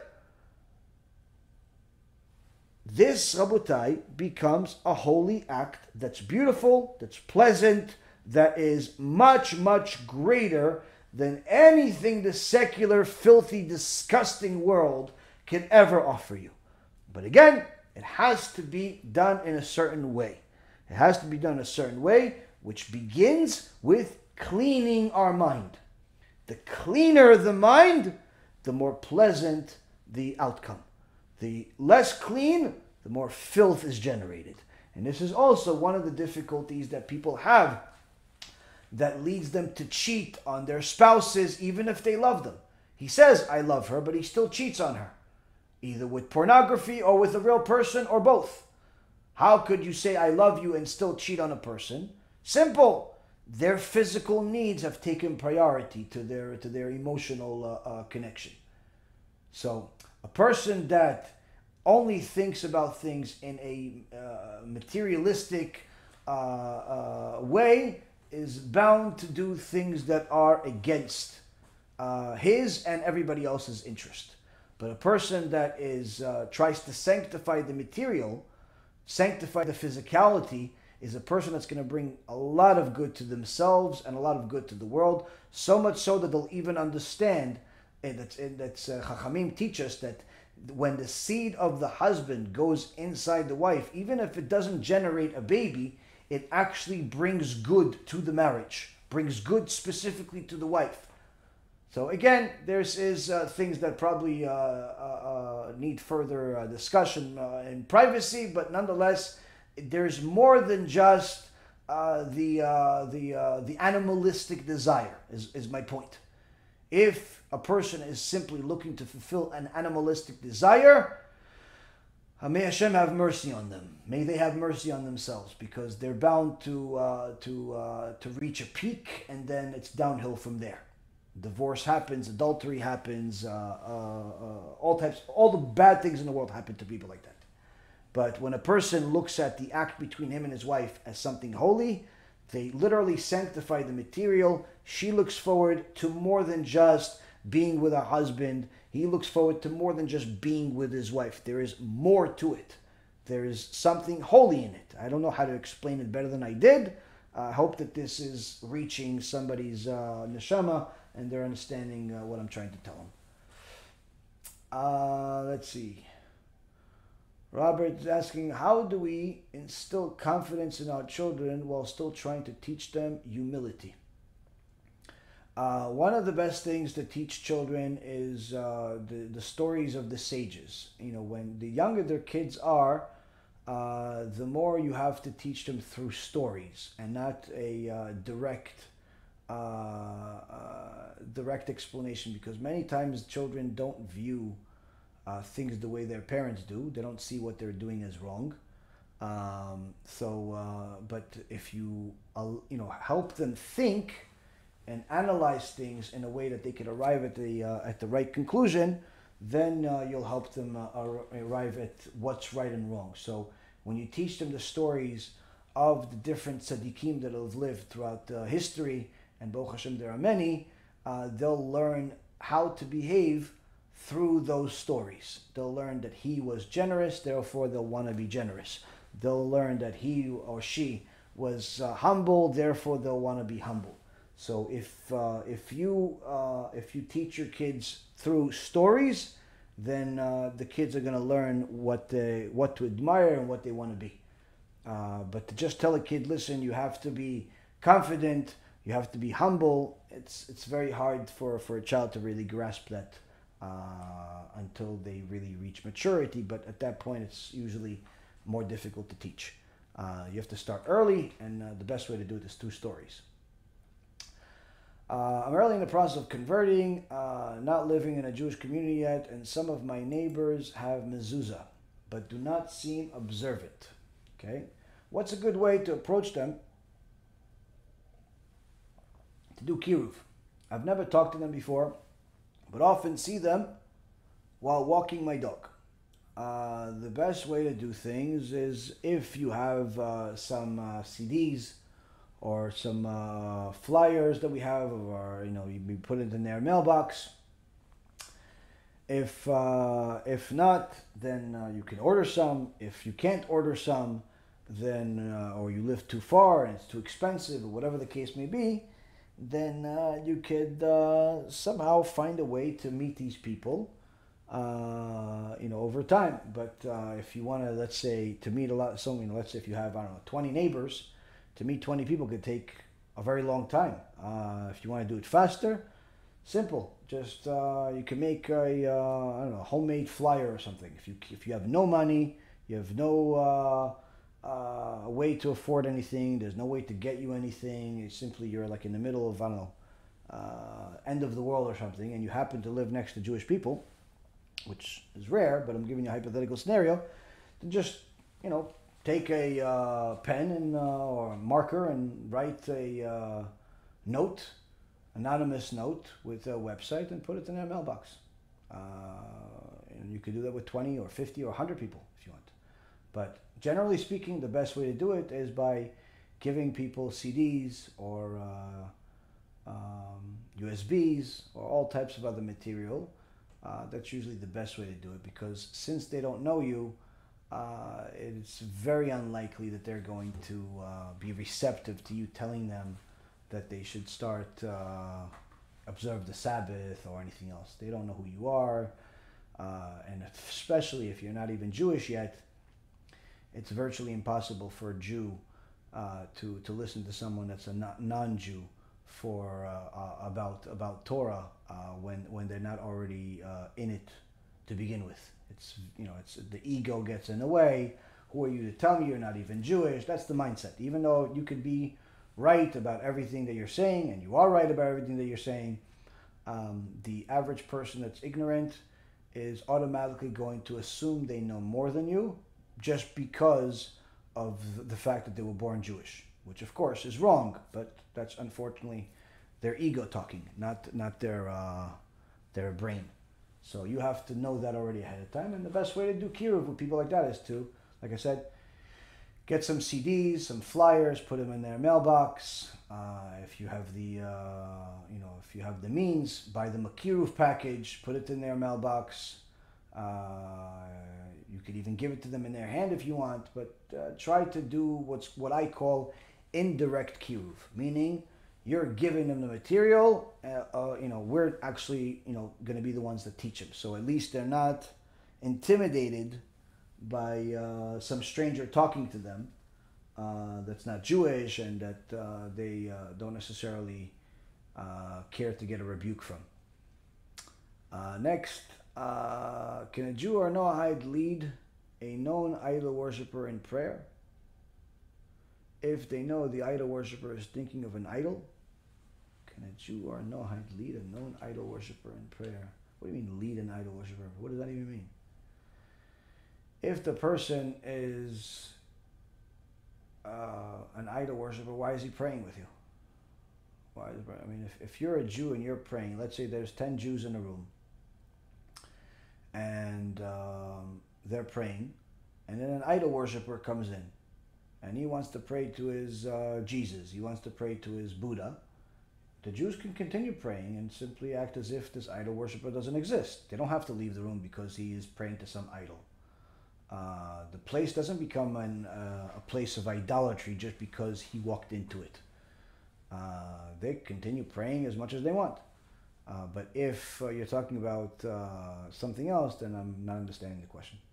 I think I understood it, but that's my answer. Joshua is asking, what's the difference between the Takana and Halacha? Very good question. Halacha is the decided law that most of the time is already decided at the time of Mount Sinai, and there's Halacha Moshe Sinai, where we have certain rules that we know from Moses, and there are certain halachot, certain laws that were interpreted by the sages throughout the years, the sages of the Gemara, the sages of Mishnah, and so on. That we have the laws from there, and then of course we have today all Jews that are observant follow what the Shulchan Aruch says. Now that's halacha, that's the law that was decided either at Mount Sinai or through the interpretation of the Torah by the sages using the unique rules in order to decipher halacha. You can't just decide what it is just because you like something. You can't just decide it's blue even though it's pink because you like blue better. Yeah, there's certain rules that the sages had to follow in order to arrive at the specific conclusion, and that's the same thing with people that are poseks today, where they're interpreting the pre-existing halacha and applying it to a specific situation. They're not creating any new halachas. They're just interpreting how the existing halacha applies to specific situations that are not obvious, such as how fire and not being allowed to light fire on the Sabbath applies to not being allowed to drive on the Sabbath, and so on. So that's halacha. Takana is supposed to be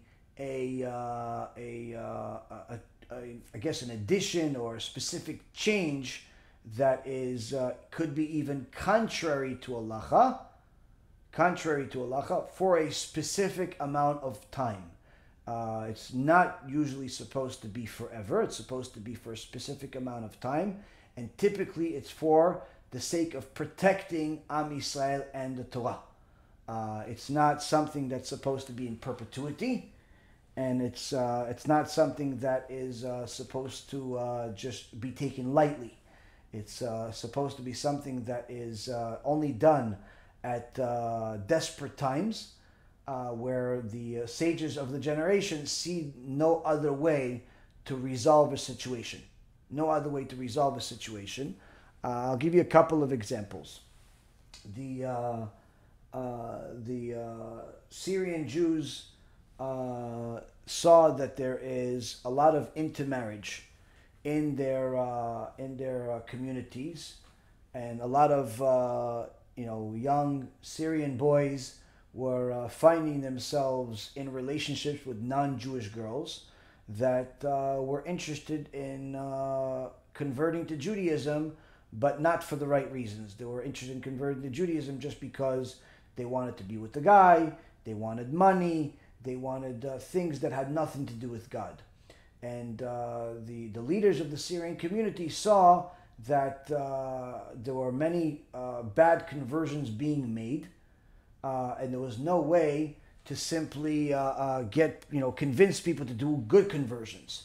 So the sages of the generation, this happened almost 100 years ago, they made what's called a Takanah in order to, and forbid all conversions in the community, meaning any Syrian Jew that marries a convert is in essence supposed to be kicked out of the community and not accepted as part of the community.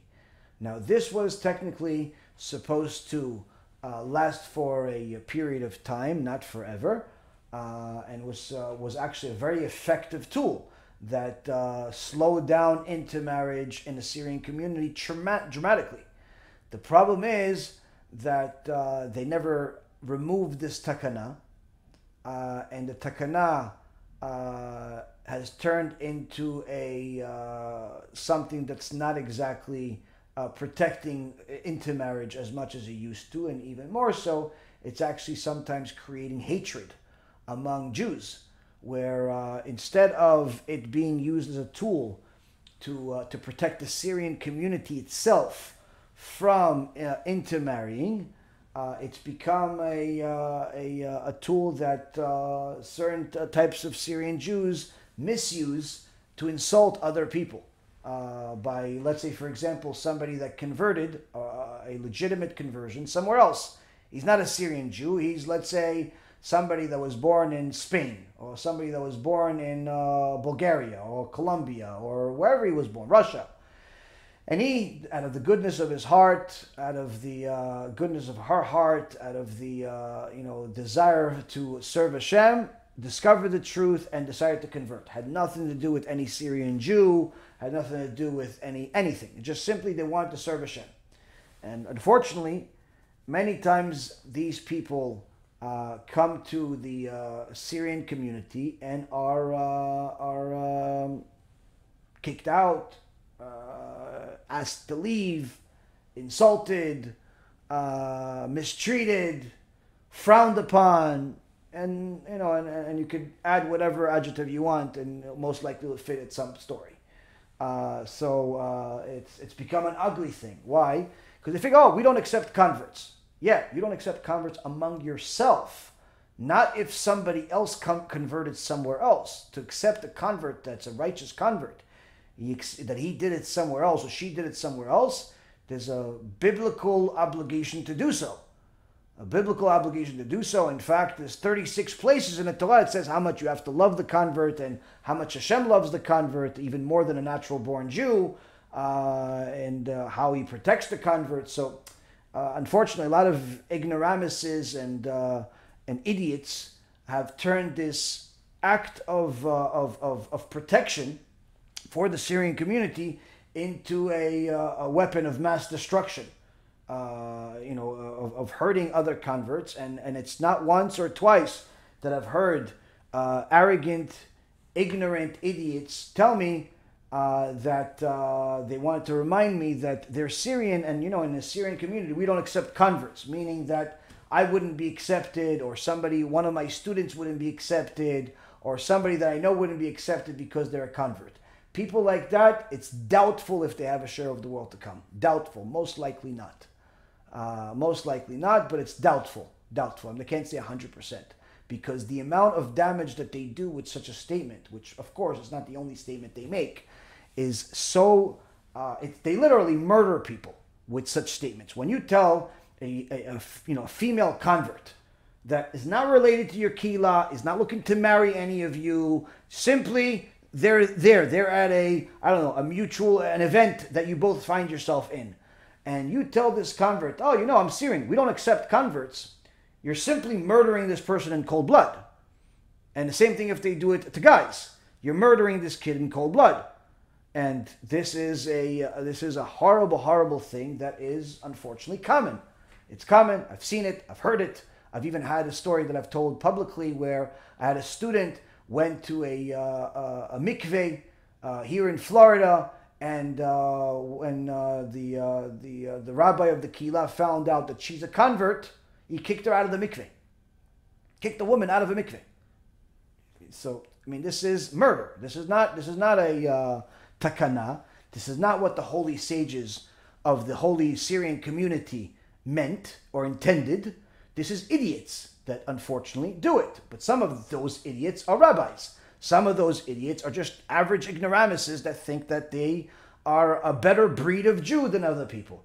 People like this are people that it's a mitzvah to go against them and to do everything possible to show them that they're fakers and they're not following what the sages said. And most of the time you see that those people violate the Torah in much, much worse ways.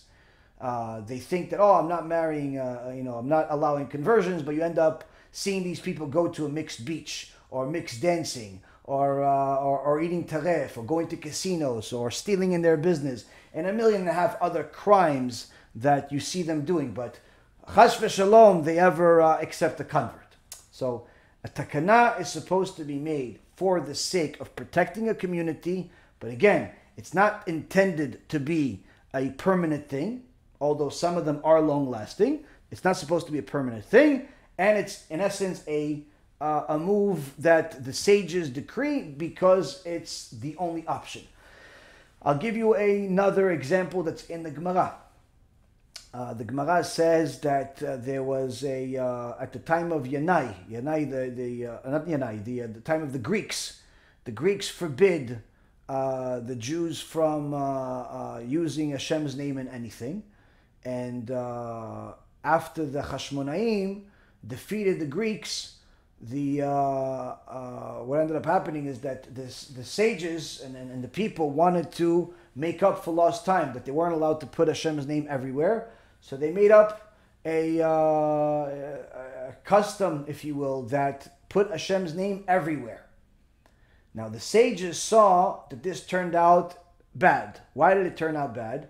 Because they started noticing that people are putting Hashem's real name, saying El Elyon, the king of heaven. They were using Hashem's real name, or one of the holy names of Hashem, on traditional documents that would go into the garbage. They would put it on different types of standard letters. All right, listen, I want to buy 3 horses from you. Signed, Moshe, the son of the master of the world and the God, da, da, da, da. And they send it to the guy, gets the letter. Oh, he wants to buy a few horses from you. Okay, fine. He throws in the garbage, writes the guy a letter back. He's also, he puts God's name on it. This became obviously a desecration of Hashem's name. But the average person did not see this that way. The sages did. So the sages made a takanah that you're not allowed to use Hashem's name at all on any of these documents. And when they saw that the people listened to them and stopped using Hashem's name, they decreed it a Yom Tov. Meaning once they saw people stop doing it, they said, this is a big celebration, we'll make this into a Yom Tov. So the question is, why would this turn into a Yom Tov? I mean, they listened to the rabbis. What's the problem?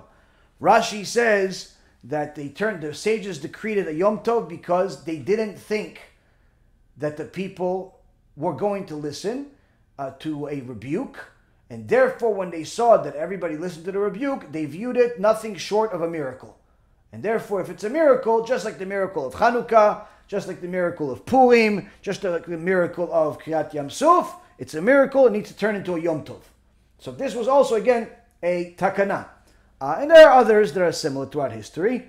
The point being is that when you have the sages that are that are holy and are able to put it in place, remove it, educate their people about how to use it, then it's perfectly fine and recommended for each community to have whatever takanot they deem necessary. There's no problem with it whatsoever. But when you have ignoramuses and arrogant people and self-interest starting to push their weight around in order to do things, that creates a lot of problems. So again, there's a lot of good in the Syrian community. I chas v'shalom don't want to say that the whole thing is bad. As I called it already several times, it's a holy community. There's a lot of good things that they do. But this is one of the ugly things that is there. That's well known to other communities. And I'll tell you even a side story that one time, just to show you how hypocritical people are. How hypocritical people. I one time was in a bedin. I was in a bedin, and I brought one of my students to a bedin, and they asked me to sit on the bedin also. I said no problem, but then I realized that it's not just for my student, it's for somebody else also. So I sat on the bedin, and this person wanted to convert, and we're asking him questions and things. And then there was some rabbi that came also, but I asked, how come he's not on the bedin? And I told him, why don't you come on the bedin? It's fine. You're a senior to me because he was older than me. Why don't you come on the bedin? No, I can't. I said, why? Why can't you? He says, no, I can't. You can't even tell anybody I was here. So, why? What are we selling? Crack? Is it cocaine? Is it like what? I don't understand. And he says, no, I'm part of the Syrian community. We can't be involved in conversions. No one could ever know I'm here.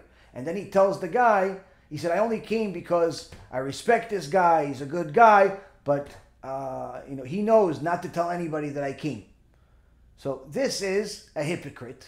This is not humility. This is not a praisable action. It would have been better off had he not come, because I think it's a disgrace to act this way, to be two-faced that way, to think that, oh no, I'm going to go honor this guy, but 5 minutes later, I'm going to turn my back to him because he's not part of my community.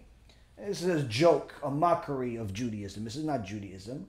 So again, you have to call things as they are. And this is an ugly, ugly thing. Surely every community has some troll in it, some ugliness in it. And the job that we have as Jews, as teachers, as individuals, is to remove the bad and do good. If we ignore the bad, like it has been ignored in many places, then you have corruption build up drastically higher and become like a Aminov story, where certain people that I talk to about this Aminov situation know the guy for over 22 years and say that his corruption was already known for over 20 years ago. Over 20 years ago, they knew about his corruption. He got fired from Star K Kashrut because he did something bad over there. And everybody knew that he was doing corrupt conversions and doing a Brit Milah to Goyim. I mean, it's just such an ugly, disgusting story that it seems like everybody knew. Like, no one that I talked to about this story from different communities in Israel, in New York, in Florida, in Arizona, it's almost like everybody knew this, but nobody said anything, or whoever did say, which there are a few tzaddikim that tried fighting it, no one wanted to listen. Everyone wanted to continue pretending like everything's okay. And that's why now you have literally a small Holocaust, a small spiritual Holocaust happening in front of our eyes, that the best case scenario, we contain some of the damage. To contain all of it is impossible. Impossible without divine will and major miracles, impossible. And I'll tell you why. This Aminov criminal, you have to understand the magnitude of his criminality here. To make fake conversions like a Asher Meza, like a Aminov, like any of these people that either do it for ego or for money or for both, you don't understand what kind of like crime this is against the Jewish people. Because what happens is, typically who these people convert are people that are not really interested in being righteous converts. They're interested in a certificate, so they can tell people they have a certificate. It's like somebody cheated on the test in order to get a high school diploma or a college diploma. That diploma is worth less than toilet paper. You could have easily done it for free and not have to pay $50,000 to get it. But people are stupid. They go to school just to cheat on the test. I never really understood that. If you don't want to study the information, don't go to school. But unfortunately, people are dumb and they do dumb things. And part of those people go to people like Aminov and Mesa and go convert with them. What's the problem with that? Why do I have such a beef with those people? It's as follows. These people convert people that are not interested in really being Jews. Therefore, they're not accepting the yoke of the mitzvot at the time of conversion. Either because they don't even know those mitzvot exist, they don't know the obligation of observing Shabbat, they don't know the obligation of modesty, they don't know the basics of Judaism, like the minimum requirement. They don't know it. And even if they did, they wouldn't accept it upon themselves because they're not converting for those reasons. They're converting for marriage, they're converting for money, they're converting for, I don't know, some certificate. They're converting for the wrong reasons. So that means that they can fool everybody in the world, but they can't fool God. And therefore, that conversion is not valid. Now, that's not bad enough. That's not bad enough. You see, when they pay for that conversion, or they celebrate that conversion in some other way, they feel Jewish because they're ignorant people. They don't know what's Jewish, what's not. They don't realize that their conversion is not acceptable halachically.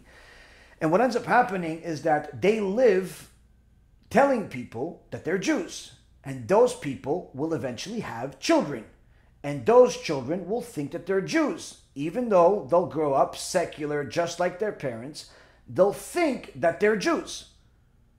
They'll think that they're Jews. They'll say things that are Jewish. They'll even act Jewish at times. But according to the Torah, they are not Jewish. And what ends up happening is that the further you get from the original conversion, the more blurry the picture gets. And the kids will grow up. They'll be 18, 20, 25 years old. They're going to want to get married, most likely, to Jewish people. So even though they're secular, they still, like all other nations, socialize with each other most often. They're going to want to marry Jewish people. And unless the Jewish person that they want to marry is religious, and I don't mean just superficially religious, modern Orthodox religious, somewhat religious. No, I mean like they are Haredi, and which means that they are very careful with their neshamot and with their decisions and with who they're marrying and so on. So unless they're that, what's going to happen is they're going to marry just any average Jew that doesn't actually know enough about the details of conversion to double check who is the Beit Din that converted this person, if it's a legitimate Beit Din, if it's not a legitimate Beit Din, and they're going to want to marry this person, they're going to marry this person, and the Jew will marry the non-Jew unknowingly, having non-Jewish kids that think that they're Jewish, and it becomes a major domino effect and literally a spiritual holocaust that is already gone to Israel, already Florida, already New York, surely in Arizona, because that's people that I'm talking to that are affected by this Aminov criminal are in all of those places where the Bukharian communities are, in Arizona, in Florida, in New York, and in Israel, and there are people all over the place that are victims of this crime, and they don't even know that they're victims. They don't even see it as victims. They see, what? I converted. What's the problem? Yeah, but you don't even keep Shabbat. Say that, but I have a certificate. It says I'm Jewish. And my kids are Jewish. They decide that they're Jewish because they have a certificate and they paid $15,000 for it, $20,000 for it. Especially when the more money they paid for it, the more they think it's legitimately certifies that they're Jewish. So they're literally have a kosher stamp on a pig.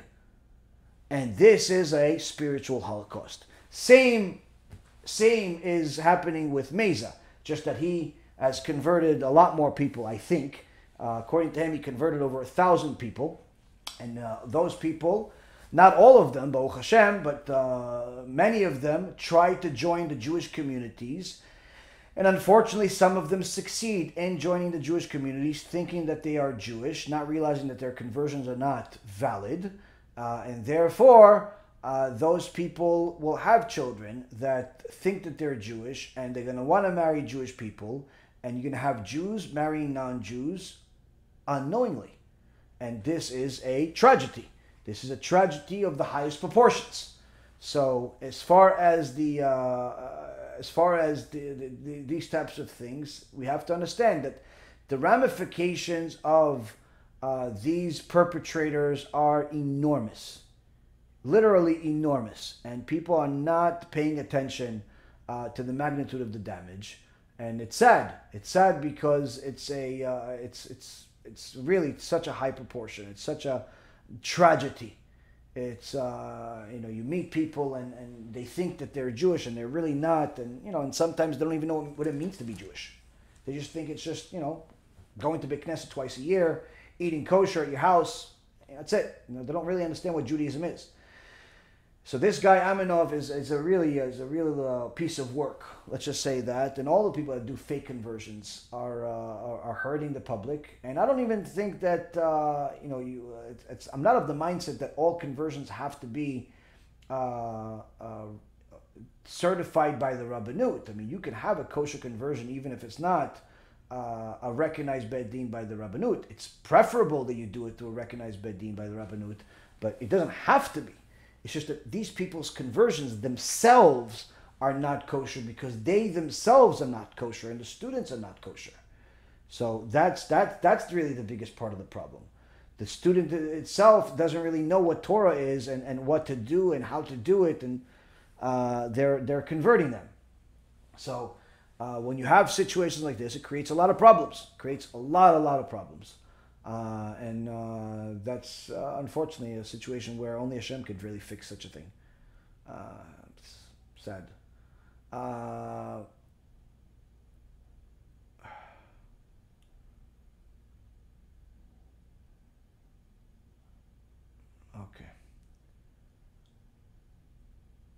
Okay, guys. It's a little late. Yeah, I have to get ready for another shiur. Jerry's asking, can you explain a kosher beard trim? Does a barber have to be frum? Can I trim my own beard? Yes, you could trim your own beard. Just don't shave with a razor against your skin. But you could trim your own beard, no problem.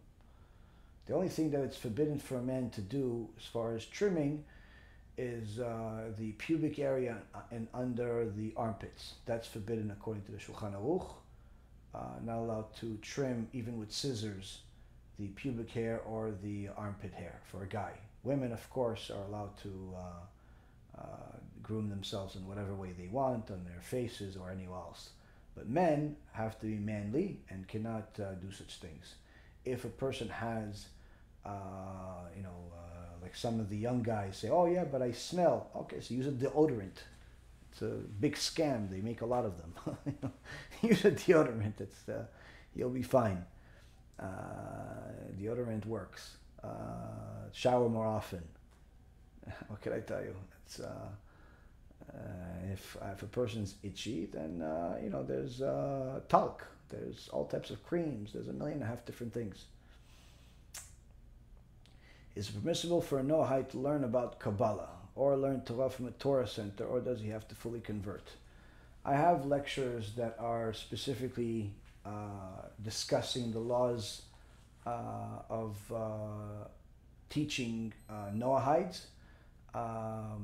Noahides generally need to focus on learning the Tanakh, 5 books of Moses, and the other 19 books with commentary by the sages, and Musar, which is character development. Everything else, such as Gemara, Kabbalah, all of these other things, they should not learn that for multiple reasons. One of them is that it's part of the oral Torah, it's forbidden for them. And really, another obvious reason is that they won't understand it anyway. Most Jews don't understand these topics of Kabbalah. And anyone that's teaching Kabbalah publicly is not really teaching Kabbalah. They're teaching whatever they're teaching, they're calling it Kabbalah. No one that's a real Kabbalist teaches Kabbalah publicly. It's the word Kabbalah itself means that you received, meaning that it's only taught from a rabbi directly to a student, and most of the time it's one-on-one, 1-on-2 at most, and most issues it's only one-on-one. No one teaches Kabbalah, real Kabbalah, publicly. Anyone who says they're teaching Kabbalah publicly is, not telling the truth, or they themselves don't even know what Kabbalah is, which most people don't know what real Kabbalah is anyway. What's the significance of Yakov resorting to seemingly deceptive tactics? I explained that, I think, in the shiur. Were bad character traits created by us in previous incarnations? Yeah, it's simply a person that follows his desires in a certain way, in essence, develops that desire further, gives that desire more strength, and that the more strength you give something bad, the more it becomes a habit, and the more it becomes a habit, the more it becomes part of the person's character. So when a person has certain things in them already in this life, they're naturally an angry person, they're naturally stingy, they're naturally this. This means that this was already done in the previous life that they lived. They just haven't fixed it, and therefore part of the reason of why they're here now is to fix that trait. Okay, Rabotai Yekarim, Tiskul Mitzvot Rabot. I appreciate everybody learning with me, and B'ezrat Hashem, we'll continue to learn together next week. Just as a thing, next week, Sunday, there's no shiur, but we'll be back, B'ezrat Hashem, on Tuesday. Last question here, simple question. Jose is asking if it's allowed to have rabbis' portraits at home. Not only allowed, it's recommended. You should have pictures of tzaddikim in your house and on the walls. It's good for the children to look at. It's good for everybody to look at the faces of tzaddikim. This is definitely a good thing to do. Again, it's never pray to them, never look at them while you're praying, but to have pictures of tzaddikim in your house is a very, very good thing, especially if you have young people in the house and they see tzaddikim, they know who to admire, who to look up to, who to want to be like, because they see other pictures everywhere else that are full of impurity, whether it's the billboards or the televisions or the iPhones and the iPads and the commercials. So at the very least, balance the stuff that people see by putting some pictures of tzaddikim on the wall is definitely good help for the house. All right, Tiskul Mitzvot Rabot, Rabotai Yekarim, and B'ezrat Hashem, again, like I said, the next time I'm going to see you is going to be Tuesday night. Baruch Adonai Leolam, Amen ve'Amen.